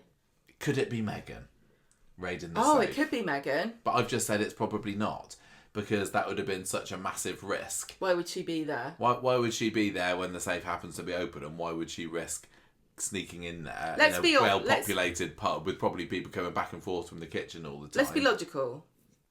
It's not Ben, because it's his safe. It's not Eva, because it's her safe. It's not Ollie, because what's his reason for it? Oh, I'm going to buy some truffles, real ones. Yeah, if it had been a stranger, she probably would have run out screaming. It's somebody she knows, so it can only be Will or Maggie. Why would Maggie be doing it? Maggie's got her own money. Maggie's rich. Well, exactly, and it wouldn't. If Susie had seen Maggie looking in the safe, well, Maggie probably looks in the safe all the time. It's her pub. Yeah, exactly. It doesn't matter if she looks in the. She's totally entitled to look in the safe. So I think it's Will. Yeah, Will does make bigger sense, and you're right. Why would he be doing it if he wasn't actually planning another flit? Yeah. But the question is regretful. No, that makes much more sense. And I think you've solved that one. So happy to go to Scotland because he's not going to Scotland, which I think is a mistake. Because it was the food capital of Europe. He's always getting lost, that Will, isn't he? When the family came into the show, it was like, "Where's Will? I know. Where's Willie? Don't care." Right. So, general enjoyment levels of this story. I didn't mean that. That was mean. I'm sorry. Oh, I'm being too flippant today. This story this week generally okay. Yeah, I don't like seeing Maggie on her back foot. No, I just really, really dislike Mel. I'm not warm to her at all. I haven't seen anything. I'm really sorry, and this is why I said it was misogynistic. We so much judge women more for being absent mothers than we do an absent father. And I know that's wrong. But I think that she hasn't. We've not had any explanation as to what the situation is. But it's also just another minor villain, isn't it? And why is she so somebody else so keen? Antagonistic? They've got enough people to boo hiss at. I don't need another one in this story. I am aware that she's being judged because she's a woman, and I don't know what to do about it. I really don't know what to do about it. But I do wonder why she's not been there before. Right, let's go over the road to the Platt house and see what Twisted Sisters Mr. Kister has been going all out. And this you know week, what? Which is basically what. If Jodie was a man, no one would mind, would they? That's misogyny again. This was really just most of the week saying, "Where's Jodie?" and David gradually revealing what happened on the night of the 23rd of April. Because David on the beginning of Monday saying like, how well do you know Jodie? Well, she's disappeared, and he knows that she's nothing better than a massive marriage wrecker. But he doesn't want. He's worried that Shona's going to find out and take her side. So he's telling Sarah, "Look, we can't tell Shona this. You can't talk to Kit about it because Sarah knows what happened, doesn't she? She knows all about the sexy sweet shop debacle. David's just pinning his hopes on the fact that Jodie is going to stay away for good. But Shona won't let it drop. She's really worried about her sister. Where on earth could she be? Has she been taken? Has she been kidnapped? Is she in hiding somewhere? And she just can't figure it out. So David, in a quite amusing scene on Tuesday, awkwardly explains to Shona what happened. And he played that really, really well. It was hilarious as he was dripping in detail by detail about what happened the night that Jodie did the bunk. The episode where he describes her as smelling like a sexy sweet shop. I don't remember. Because I can't help but think that this feels like a personal reference to something that the writer has smelled themselves. You know what I mean? Like, I can't think of many, like, perfumes or shower gels that really go, like, but I can think of some specific ones that I would say, like, Snow Fairy, maybe? Has she been stealing people's Christmas stash of Lush? Yeah, good point. Maybe she smells like those little jelly lips that you can get. I think they're the sexiest of sweets, aren't they? Oh, do you think so? But what I mean is, how has she smelled like that? She hasn't just been eating them, has she? Good point. Just a trip to Lush, like you said. So Shona is absolutely incensed when David drops this truth bomb on her, and she's like, "Do you fancy her? She's attractive, though, isn't she? If anything more happened, I'm going to flame and kill you." And David's like, "No, honestly, it was a mistake what happened. I love you. I was 3 sheets to the wind. She tempted me into bed. That's all there is." It was so funny watching David struggling with, like, I can't say to Shona that her sister is a munter, but I also have to defend my honour. Yeah. What do you say when they look so alike? And he still doesn't give her the whole story on Tuesday, does she? Because it's not until Wednesday, I think, that the voicemail comes out. We find out as well that at the end of that episode that there was 2 blood samples at the Platt's house on the fateful night of the 23rd. Not just Sarah's, but also Jodie's. Oh, I can't remember why Jodie's blood was there. Are we supposed to know that? Well, it's the same as what you were baffled about the fact that George had blood on his hand when he smacked Theo around. But you've just got to admit that you don't know. But it's a fact that if you have a fight with somebody or you hit somebody, you might get your own blood on you. But she hit her with something. Yeah, she hit her with the box, didn't she? Yeah. So if you hit somebody with something really hard and it's got a sharp edge, you might cut yourself. I don't know. I think we need to get you in some more fights. I think maybe there's more to it than that, but no, I don't think so because we saw what happened. Jodie didn't go back to the house. Did she? Saw what happened. She smacked Sarah. Everybody thinks the blood is there. You're supposed to know as a viewer the blood's there because she was the one that hit Sarah. Well, but she's lies on Friday, doesn't she? And she says, "Oh, I just cut my hand." Yeah. Maybe she did that. I don't know. Well, didn't she? She was smashing stuff around, wasn't she? Oh, yes, she was. Broke her. Didn't she cut herself on a bit of glass? Yeah, she was smashing the wedding photo and stuff, wasn't she? I'd forgotten about that. I think you have solved that little mystery. I'm just solving mysteries left and right here. So David on Wednesday finally tells Shona about this voicemail and says that this is just another one of our stunts. Honestly, love, I don't know what she's getting at. And Shona says, well, we need to take this to the police station. They might ramp up the investigation here. So they're bickering outside later. One of them wants to take it to the police station. The other one doesn't. They agree to go and say about it, but Shona refuses at this point to tell them about the blokes who came round last week, because that could just make things even worse. They've already been fighting off more gangsters than most people at Platt family, and they don't want to poke any bears here. Beating them off while they're whacking it. David plays Kit, the message at the station, who's a little bit more concerned about why he's withheld evidence for so long, to be perfectly honest. Nobody has heard a peep from Jodie for 3 days. Why haven't you said anything here? He's also clearly a little bit suspicious about the relationship between David and Jodie too. So it's a good job it doesn't rule him out that he shagged Shona once. Exactly. Yeah. Shona's being very what's the word? Very hypocritical in the whole story here. And also, obviously, he is kind of David's sort of brother-in-law, but not really. Not by marriage yet.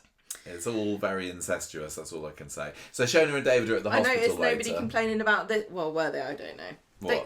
What? They complained about Lisa investigating everybody who... Oh, I saw people complaining about the fact that David was being interviewed by Kit. Oh, by Kit, the person who slept with... who beat him up and slept with his wife. I think if I was David, I'd request somebody else. I'm only going to be interviewed by a officer 2 ranks my senior. Which show is this again? Yeah, so they're at the hospital later, David and Shona. That's coming back in everyone. I know. Line of Duty is coming back. Well, it did have a terrible ending the first time. Shona's trying to ring Jodie, getting answer phone messages, and this is the first time that we see Jodie at the end of Wednesday's episode. She's at the precinct, which, you know, if I was on the run, if I was in hiding from people on Coronation Street, I probably wouldn't go there because people are always there. In fact, a variety of characters actually live upstairs in the flat, but hey, maybe she doesn't realise this. Well, she's got a hood up anyway, so completely brilliant disguise there. Bloke 1 and 2 don't live there. Bloke 1 and 2 don't live they there. They just love Rutland, so they're always there. Yeah, so Jodie's having a great time enjoying the chaos that she's causing and the misery for her sister, and so she just puts on her headphones, sticks on 2 Become One, and has a good old swing.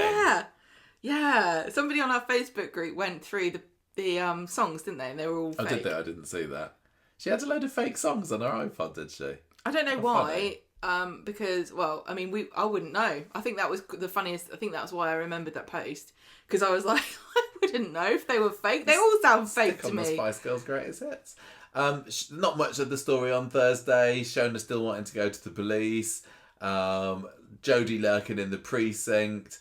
And then at the end of the episode, she lets herself into the house and tucks into a sausage roll in the fridge because she's a little bit hungry. It's because she's been hanging around She's been hanging around Rutland's, hasn't she? And there's some wafts coming out of there that just gives her a hankering for a bit of sausage between some pastry.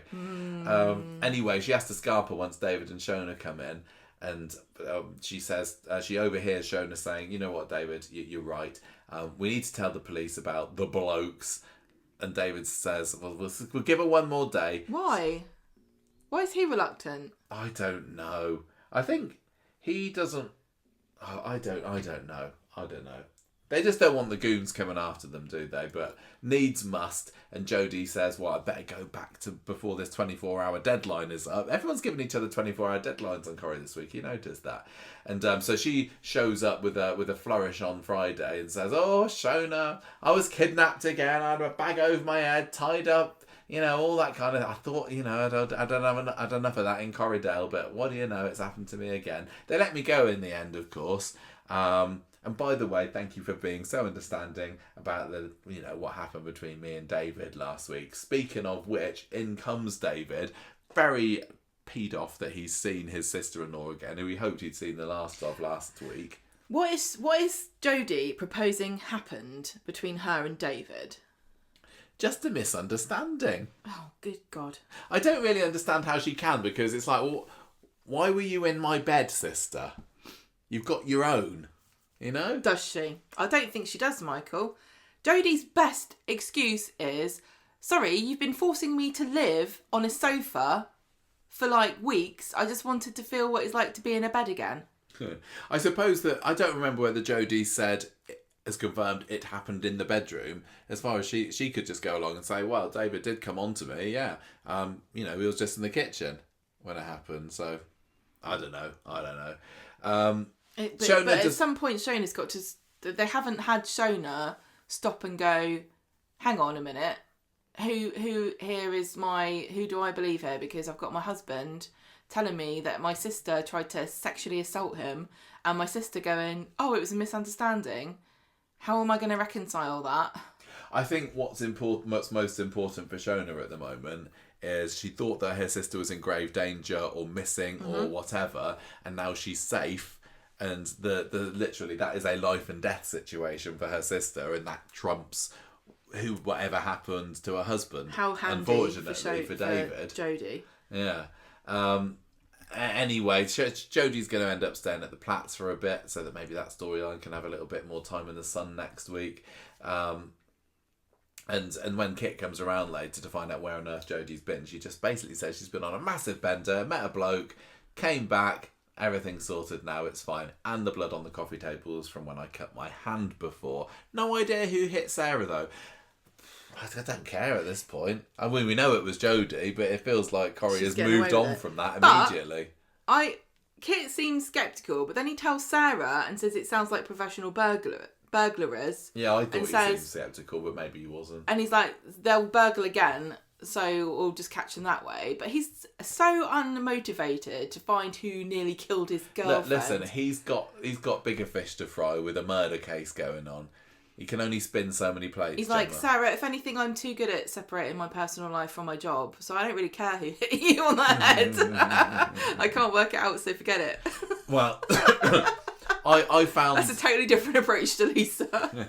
As a massive Platt fan, I found these storyline developments this week somewhat dull. I wasn't really interested in where Jodie was. I assumed that she was okay. Yeah, I know. I'm kind of ready for this to be over. And maybe wishing that Jodie had been the one that was bumped off. Jodie needs a bit more...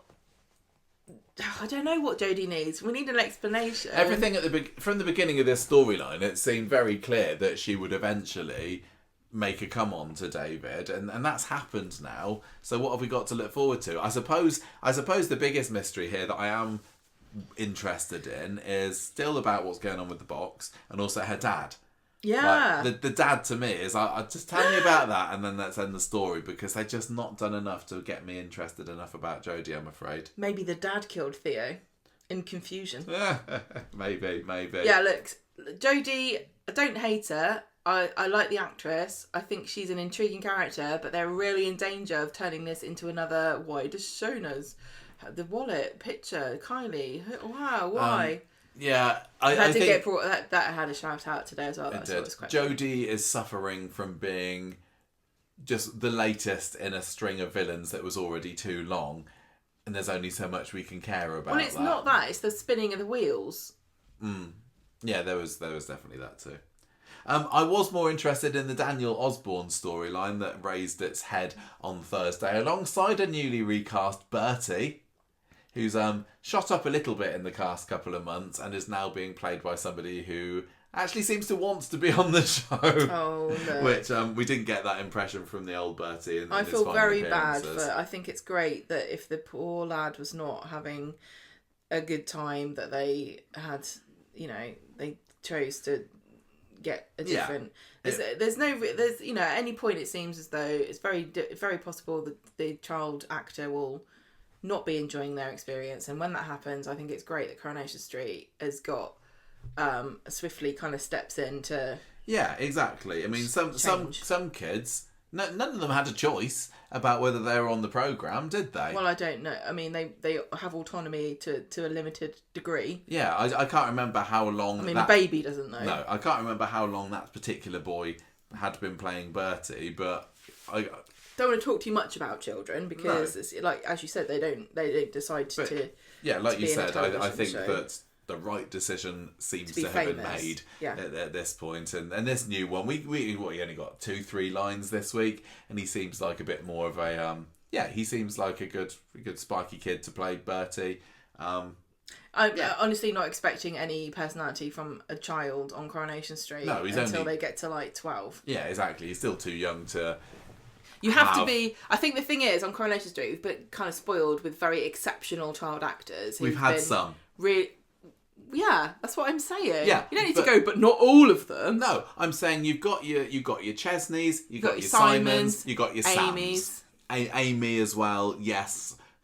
Potentially as well. I think she came more into... I just think Amy probably came a little bit more onto her own in her teenage years. Yes, David, of course. And then you've got other ones that are still good, but not so absolutely stand out. Yeah, let's move on. But maybe it's too early to say. Maybe this new Bertie will be so stand out that he'll get it. I don't know. No point talking about it. But it seemed fine. It seemed fine. Right, so... Ken's like, right, this is Bertie, everybody. You're going to school Bertie.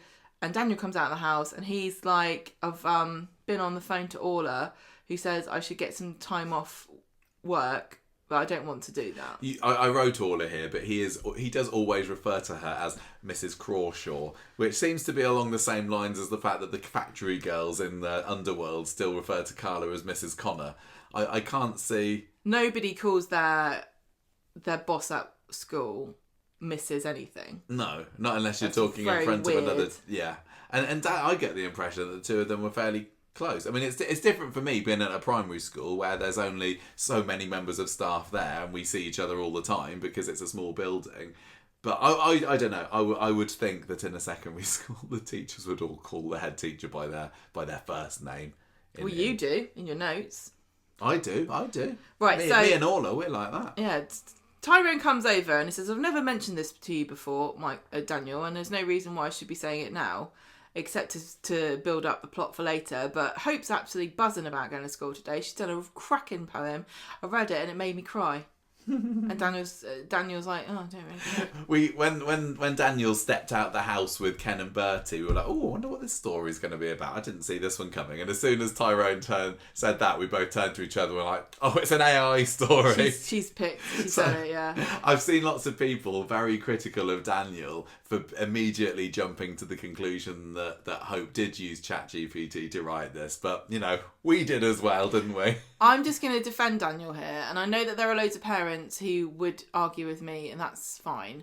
But as a teacher, you absolutely would know the ability of the child, and if they suddenly, out of nowhere, write the most incredible poem, and it smacks of AI, you would know. You'd be yeah. The thing is, poetry doesn't get much of an airing at school. Right.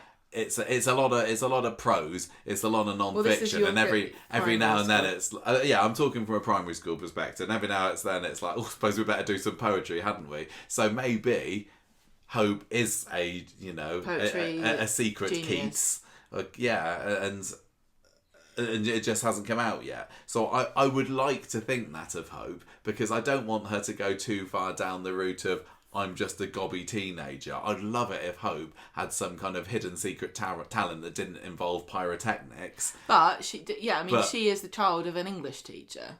Well, yeah, very, very true. Is she a chip off the old Stape block? Exactly. So I think that it's fair to say that she might have some talents that are purely biological. It is fair to say that, yet our immediate assumption was AI. And English teachers, and all teachers at secondary school, to be honest, will be very... it's an impossible situation at the moment. It's an impossible battle for teachers. Children will be using this all the time, so you're going to be looking out for it all the time. But, of course, there will probably be procedures in place that don't involve... Just slapping them. Yeah, grabbing their exercise books in the corner and publicly accusing them of AI. That's probably not the right thing. What he should have done, of course, is following the school's behaviour procedures. She was out of order what she said to him. I don't think there's any denying that. She was goading him, and he's been on the edge. He should have just been like, whatever the consequences, your detention, your lines or whatever it is that they do at Weatherfield High, and that was that. But so he didn't, did he? He was on edge. He's already not very good at emotional regulation. No. He shouldn't have gone in, really. I mean, Hope is naughty, and you can tell by her face when he grabs the notebook that she was thrilled, and she'd been hoping for exactly this reaction. Yeah, exactly. But she was poking the bear and hoping. I mean, I don't know whether she's got anything particularly against him. Does Hope want to see Daniel lose his job? He's not done anything to her, has he, to mean that at last this is my chance to get rid of that narc Daniel Osborne? She just likes the chaos, like you said. Yes. Yeah, so did you enjoy the poem that she came up with? What did it go like? Mr. Osborne's really thick. His girlfriend was quite sick. Yeah. And then something, what rhymes with student, and he's like, that's enough of that. Grabs the notebook from over her shoulder, because she's writing it on another girl's back, and sort of rips it out of her hand. And she's like, yeah, that was assault. I'm telling Mrs. Crawshaw. And so they rush off, and Daniel's left like, Whoopsie-doo. Again, my temper. I'm glad she wasn't standing near some stairs because I wouldn't have helped myself. Yeah, because couldn't resist that little push there, probably. So Daniel and Ken go to the pub later, and Daniel's like, "Oh, I think I might get sacked because you can't." I mean, look, plenty of people on Twitter would like to do this, but you can't just beat people up for using AI. I was quite surprised that he got suspended. I mean, I thought it'd be a bit of a slap on the wrist, but I suppose it's good that an investigation is happening. But especially if Orla is already concerned about his mental health, part of the investigation would be is he suitable in general to be at this school at the moment, not just about this one particular incident, because there'd have been other witnesses, wouldn't there? The trouble is, like, if the school gets a report a teacher assaulted a student and they're like, plausible, that's a warning. That's a warning sign. You shouldn't really be, like we said about Megan, you shouldn't really have a question. Yeah, and you know, you've got to be so careful with everything.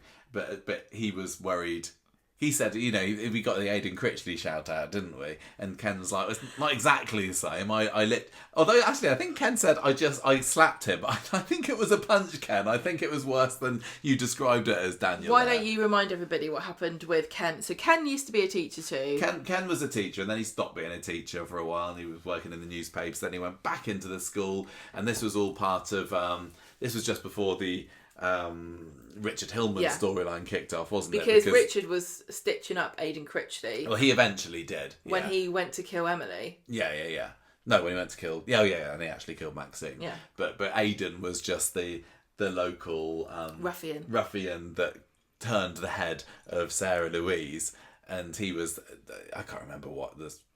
He even like joyrode in Ken's car once, I remember. He's just being I can't annoying. remember why particularly. But yeah, Ken eventually gets wound up so much that he punches him in class. Yeah. And I don't think... I think that there was quite a lot of, go Ken at the time, because Aidan was an utter scrote. And nobody thinks that a teacher should punch a child. But in the same way that lots of people, when Daniel pushed Max down the stairs, are like, go Daniel. It's funny because really this scene, I think Ken is kind of getting a bit of a rehab here.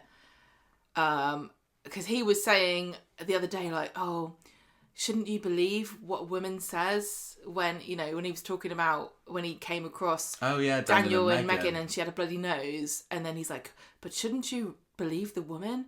And now he's like, oh, you shouldn't hit children. Like, come on, Ken. Really, Ken would be like, Daniel, I feel bad for you because when I was a teacher, you could just whack them wherever you wanted. He's just saying to Daniel, don't worry, you just grabbed the exercise book, you gave her a bit of a scare. They won't want to lose you. You're one of the top teachers in Weatherfield. Yeah, out of a staff of 2 teachers, you're the second best. Yeah, you got a silver medal. Yeah, at Weddy High, honestly. Exactly. So Tyrone comes in and he's obviously fuming because he's forgotten that Hope is an unreliable narrator and always up to no good, and accuses Daniel of scaring the life out of Hope, which I'm sure she was startled. She absolutely was. She was startled, and he shouldn't have grabbed the notebook. He shouldn't have gone into school. Hope is milking it and not defending Daniel. She's a fictional character, and we know she has got this history of very troublesome behaviour, and she is I think she's still being set up to be a villain. And I'm really interested in this character because I think she's one of my favourites. Because I really would love to have a character on Coronation Street who's just a lifelong villain that we see from like cradle to grave. Well, it's been such a long wait, hasn't it? Good. Been a real long wait since Bella was cast in the role, and she had a bit of a personality transplant. And what's the character now? She's 15 now, so we got still 3 years or so until she's adult. Yes. And when they kind of decide, so is she going down that dark path? path? This is not a real situation. She is not a real girl. We're not talking about a real teacher and a real girl. We're talking about 2 fictional characters. Still don't really know what the story they're telling is here. I think seen a lot of people saying that this might be a mental health story for Daniel. Yeah, that's what it seems. I don't think it is an AI storyline. I don't think it's Hope's storyline. I don't think it's a poetry storyline. I don't think it's or even a story about should parents believe their children. And Tyrone, I would have liked to have thought might have exercised a degree of scepticism when Hope came home and said what's happened. Because I think most of us of our generation would have had our parents go, what did you do? Like, my mum never took my side. Well, she always, by default, took the teacher's side unless there was a compelling reason. Yeah. You know, like, our generation never, like, always, the teachers were gods. Well, I would have thought that even Jackie would have done that to Tyrone, and he certainly would have played up at school, because when he first came into the show, he wasn't the lovable teddy bear that he is now. Yeah. And he was no Aidan Critchley, but I imagine that if he ever got in trouble at school, Jackie probably would have said, yeah, what have you done? And there's no denying... You give him a clip round the ear, miss what's-her-face. There's no denying that there were terrible teachers when we were kids who probably did overstep the boundaries, but it does seem to be a marked difference now where the parents seem to... I don't know, I've got limited knowledge of this. I only see it on Reddit and TV shows where it was obviously played up for the drama, but you'd think Tyrone would be like, Hope, what did you do this time? Yeah, it felt a bit like when he came in having a go at Daniel. But don't it was forget, a bit jump the gun. That he is... For the drama's sake. Partly, this feeds back to him with the poem and being moved by this poem. So he thinks that Daniel's had a go at her for something that isn't true. And he can't acknowledge that this poem was fake and that she lied about it, because then he's going to have to question his own poetry critiquing skills, which you all know that he feels very strongly about. Oh, it's just a beautiful poem about how miraculous it was that one day I was hit by a car and then all of a sudden I was able to walk again. Yeah. I'd love to know what the poem was about. I think it would be absolutely excellent to AI generate Hope's poem. I would hope that as part of this storyline, Tyrone backs down a little bit, and again, I'm not defending what Daniel's done here, but I don't want this to be a Dobbs State versus Daniel. Oh, when I say that, you know, Tyrone comes in and has a go at Daniel, I'm not saying that he's wrong, because he probably is right to have a go at Daniel here. I'm just saying that when we were kids, the parents would have even thought that maybe there's possibly some element of mistreatment by the teachers towards the child, but they would have just gone, what did she do? I would have just preferred Tyrone to have come in and said, look, Hope said that something happened at school today. Can you explain what happened? Because I need to know. I've heard her side of the storyline, but I respect you. Well, they've got... Can you let me know what's gone on here? But yeah, the limited it must be time... very difficult when not being parents. It's hard to tell, but the limited time they've got as well to tell a story. I'm not coming at this from anything other than I'm talking about the story. I can't talk about it from any other perspective. So they've got to... If this is a storyline about Daniel's mental health, then it's got to be he's being isolated and questioned and attacked at every possible juncture.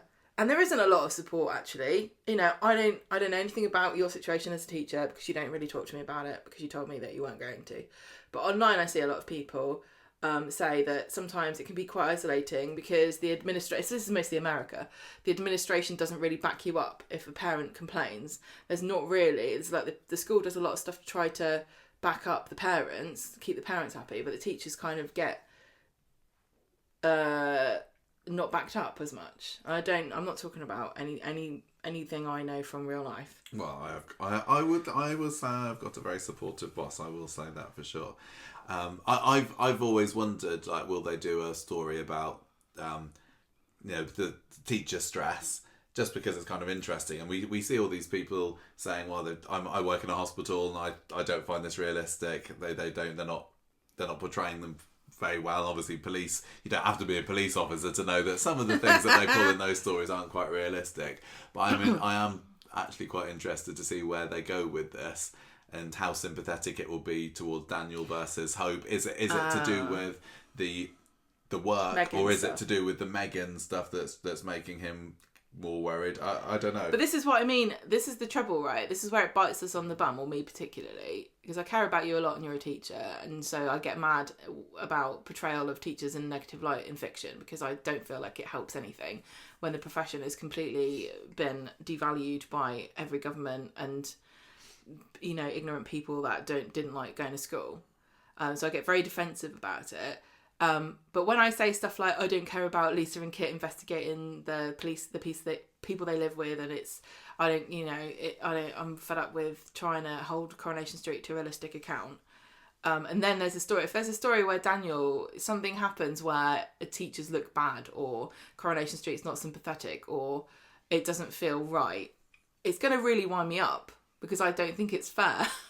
And I think there's a lot of negative stuff that you could, because this to me, on the surface, this is not really a sympathetic story of a teacher undergoing stress, because although we know his situation and Meghan was manipulative, surface level, it's a guy who's upset because his girlfriend was a paedophile.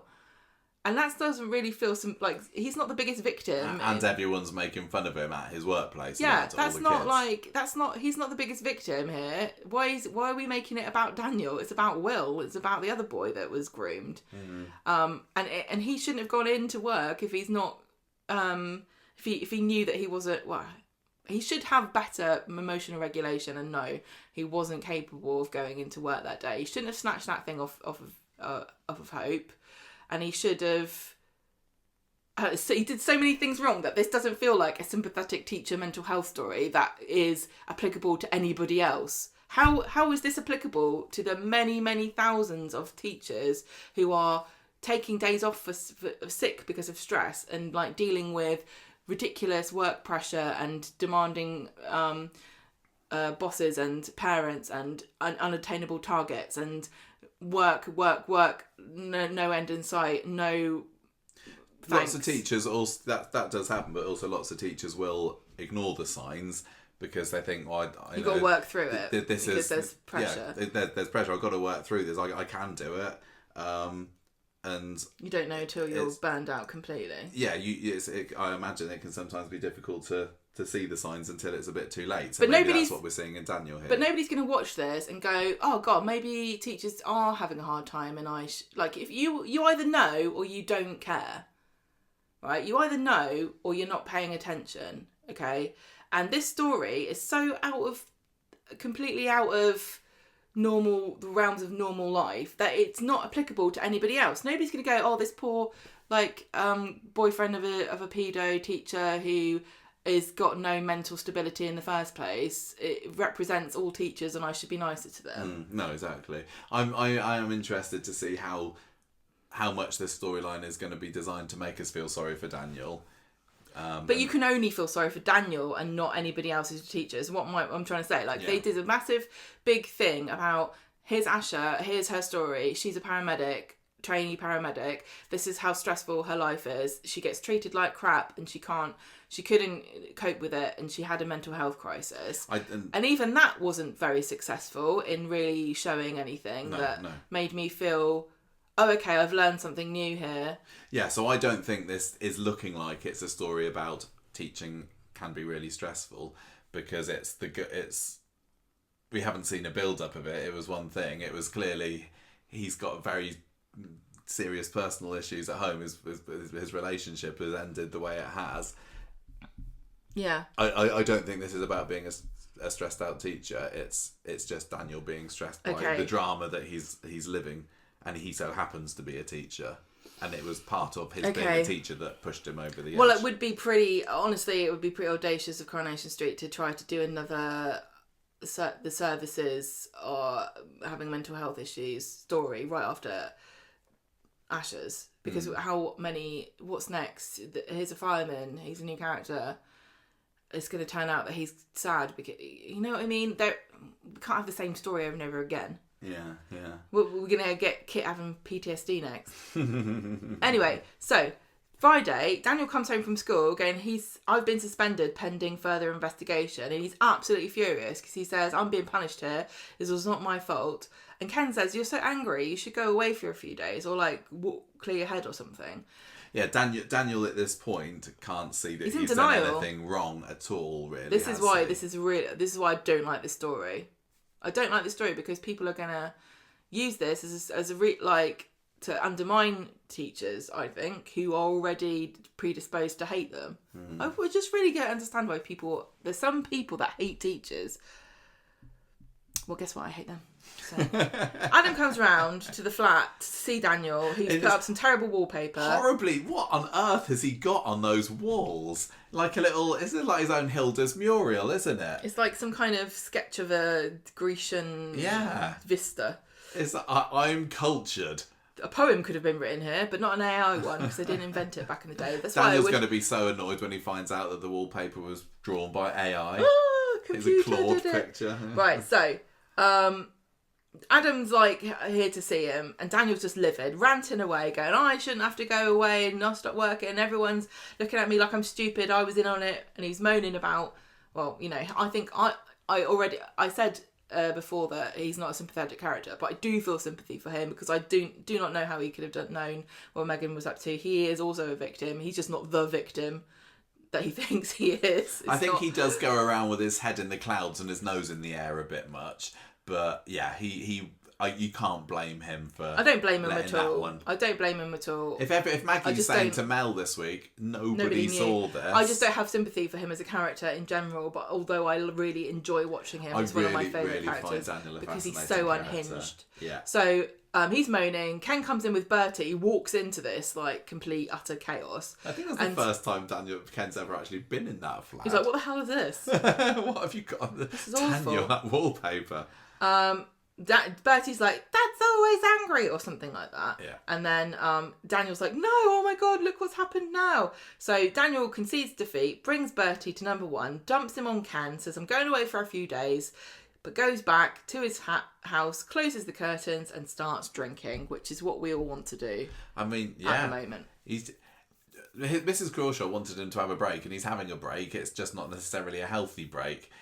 If he's going to be sitting there drinking himself to death. They don't say like, you know, if you're feeling stressed at work, take a day off, go for a walk, to go to the seaside, pet an animal, watch a film you enjoy, close the curtains and get drunk, or you could paint a picture. Now, I wonder how... We've had what, you could also try hard drugs. You could, couldn't you? This is not the first time that a Corrie character has locked themselves away. I mean, Leanne did that, didn't she? After Ollie died. Yeah, Tim did it. Tim did? Somebody did. I remember Tina was locked herself in the flat at one point. I think that was after her dad died. But Leanne was a little hermit for quite a while. And this was when Simon was getting involved with Harvey, I think. So is Daniel going to be, you know, is this just a weekend thing? How long does Ken think he's looking after Bertie? How many pairs of pants did Daniel pack for him? Are we going to, you know, not see him for a week or 2 weeks and then he'll grow a big bushy beard and just be a shadow of his former self? I don't know, but... What am I... Somebody to do with Tim did end up, or was it not Tim, or somebody did, hiding in a flat, and Tim was covering. Does anyone know what I'm talking about? It possibly rings a bell, but I don't remember. Well, your point stands. Yeah, this isn't the first time it's happened. How they're going to make it different? Who's going to discover him? And how's he going to get better? Because he will at the end, won't he? I think this is going to be a situation where he learns to be a bit calmer. Maybe he tries a bit of meditation or something. No, I want them to come in like 2 weeks later when Bertie's run out of clean pants and find Daniel there with like a long beard and his toenails poking out of his shoes with like reams of paper going, I can write a poem, anyone can write a poem, you just need to not worry about making it rhyme. It's ridiculous to make it rhyme. AI computers always try to make it rhyme, but not me. No, Daniel, I can write anything I want. Ask me to write a poem about Greece. I've written 50. Would we write a poem about the Rover's Return? I've got 13 of those. There's one in the drawer. I've put one in the oven and I'm setting it on fire. What do you want? Pants? I've already written a poem on them. Which one do you want? Do you want a limerick or do you want a haiku? Nice. I would like to think that this, at the end of the storyline, he learns to control himself a little bit more. I don't want him to lose his teaching job because of this. I like that he's a teacher. I think he probably is a good teacher. I think he's a terrible teacher. He's so egotistical. Ken says he's the best. And he would know because he's a very wise man. I'd like him to overcome this issue because, as I say, I find Daniel very fascinating. And it'd be just a bit of a kick in the teeth, really, if he didn't. I've seen some other people saying that he should have been a bit more resilient after his work at the STC. That should have given him a little bit more thick skin. I don't know. Well, I don't know, but maybe you could say that it's, you know, all the years of abuse he's suffered as part of his job has finally made him reach boiling point. I don't know, but I will continue to watch with interest how this develops next week. That's all I can say. Maybe Sam's going to help him when he comes back into it. I don't know. Maybe they can both just have a mental health crisis together. Yeah, why maybe they not? can join a club. Sure. Right, we've got to move on quick because we're running out of time. Well, you've got the forgive and forget story, which kind of petered out by the end of the Tuesday's episode, I think. Basically, we were left last week wondering whether Carl is going to do another secret death this week, but no. Although he's looking in a bit of a bad way, he gets up and he's fine, really. There's a bit where Tyrone tries to ring Ronnie, but he cancels the call. And we, at the moment, have got no idea why Tyrone was trying to ring Ronnie here. And I'm sure it wasn't to say, hey, Ronnie, you like poetry, don't you? Have a listen to this. This is going to make you blub your eyes out. But Hope's no. written a poem about rum. It's got to be something to do with what happened with Carl, right? Do you think that Tyrone is the one that dropped the car on Carl? Because everybody else does. They can't do. Why? I don't think Corrie would be able to resist the urge of Tyrone just looking really, really shifty all week. Yeah. And she hasn't done. They've not included him at all. Oh, that's true. You wouldn't be enjoying poetry if you were worried about murdering somebody. Exactly. I still think it was Miles that probably did that. But something has happened. Tyrone knows more than he's letting on about what happened on the 23rd. It's possible it's a cop-out whereby Tyrone is like, I don't think I put the jack on the car properly, and maybe Carl got crushed because of something I did wrong. Carl, at some point I'll say when I get there. Anyway, Ronnie tells Debbie all about Theo. She gets all het up. She says, look, I don't care about Theo. I only care about my son, not some neighbourhood husband beater who's popped his clogs. And she sends him to go and get something to eat. Eventually Carl wakes up. She says about the accident, he's going to be fine. And poor old Carl's like, oh, it hurts to breathe. He's got a punctured lung, you see. That sucks, doesn't it? Serves him right for being a wrong un. She says, look, son, it's going to be fine. Can you remember what happened? But he says he doesn't remember anything. I think I believe him at this point.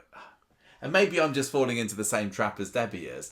But yeah, he's saying, oh, everything I've touched falls apart. You told me I'm not lovable. He's really feeling sorry for himself. And Debbie says, no, son, I do love you. Oh, you kept my pendant that I gave you. Oh, son, let's have another go at this. And poor Ronnie's looking very, very miffed at the door. Not for the first time. This is just like when he saw Debbie and Carl dancing. He's just realising, whatever I do, Debbie's always going to go back to this son that she feels guilty about not raising for the first 40 years of his life. Sounds like a perfect arrangement. Yeah. Debbie on Tuesday says to Ronnie, look, Carl wants to turn over a new leaf. He's very sceptical about this. And he also asks Ronnie... Look, Debbie asked Ronnie, do you know anything? She kind of spots that he's being a bit sketchy and says, do you know about anything that happened to Carl? He clearly does. Well, we see that he does. He had him on the back of his seat. And he later tells her, yeah, I was the one who found Carl underneath the car, Lucky I did. And she says, I thought better of you, Ronald Bailey, and leaves the pub, and that's the end we see of that. So he's saying he found Carl.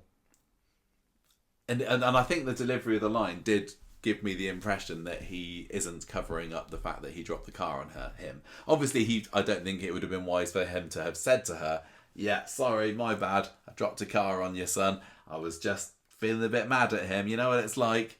He was probably writing a poem about me underneath there.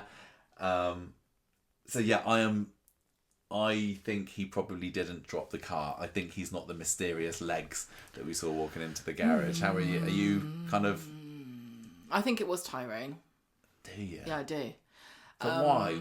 Because he don't like him. Because he ran him over. He ran him over, and he also insulted him and tried to intimidate his wife. Was that rude about her? Oh yeah, I totally forgot that. You're right. Maybe it was Tyrone. I once again go back on. But why aren't the police investigating this? I think the police know at this point. The police know somebody hit Sarah Louise over the head, ran out. Somebody else dropped a car on Carl, ran out, and then somebody deposited him at the hospital. And somebody killed Theo, and they're like, well, and one at a time. Calm down. They don't know that somebody dropped a car on Carl. They just know that Carl was mysteriously found outside the hospital. Yeah, but he's got crushing injuries. They're not going to investigate it to see if these two might be related because they knew each other. Yeah. This is what I mean about we're being in the dark about a lot of the investigations. So there's no point trying to solve it because they're not giving you all the information. Right, let's wrap this up because we got to move on. That was a very long street talk, but you know it was bound to be the week after the big murder. How are you rating it? I'm gonna give this week 3.5 half-eaten sausage rolls. Okay. My character of the week is, I don't know. You tell me what your score is. I was going to go 3.5 as well. I'm going to give it. I was going to go for the sausage rolls one. You stole that away from me. That's 'cause I'm going to give this 3.5 AI poems, and you know sometimes ChatGPT just stops generating things part way through because there's been an error. I'm going to say there's been an internet outage, and that's why it's half my poem. I think it's hard because it really was a bit of an ensemble cast this week. But Christina was fantastic. I know, Christina or George for me. I think. Yeah. I think Christina because it felt like she was trying to bail George out of the hole that he created for himself by not realising that he was quite a plausible suspect. And I love how loyal she is, and I love that she tried to help him out with the jumper. I really enjoyed her interview scene where she was acting quite confident at the beginning, and by the end of it, and she was just kind of using lots of arm gestures, saying, "No, look, this is all that happened." And by the end of it, it's like, "Oh, maybe I should get some representation here." And there is still something I think that she's keeping hidden because of that phone call. So yeah, I'll go Christina as well. I think actually it doesn't hurt that I love her. I know, absolutely. Anyway, so that is it for Street Talk this week.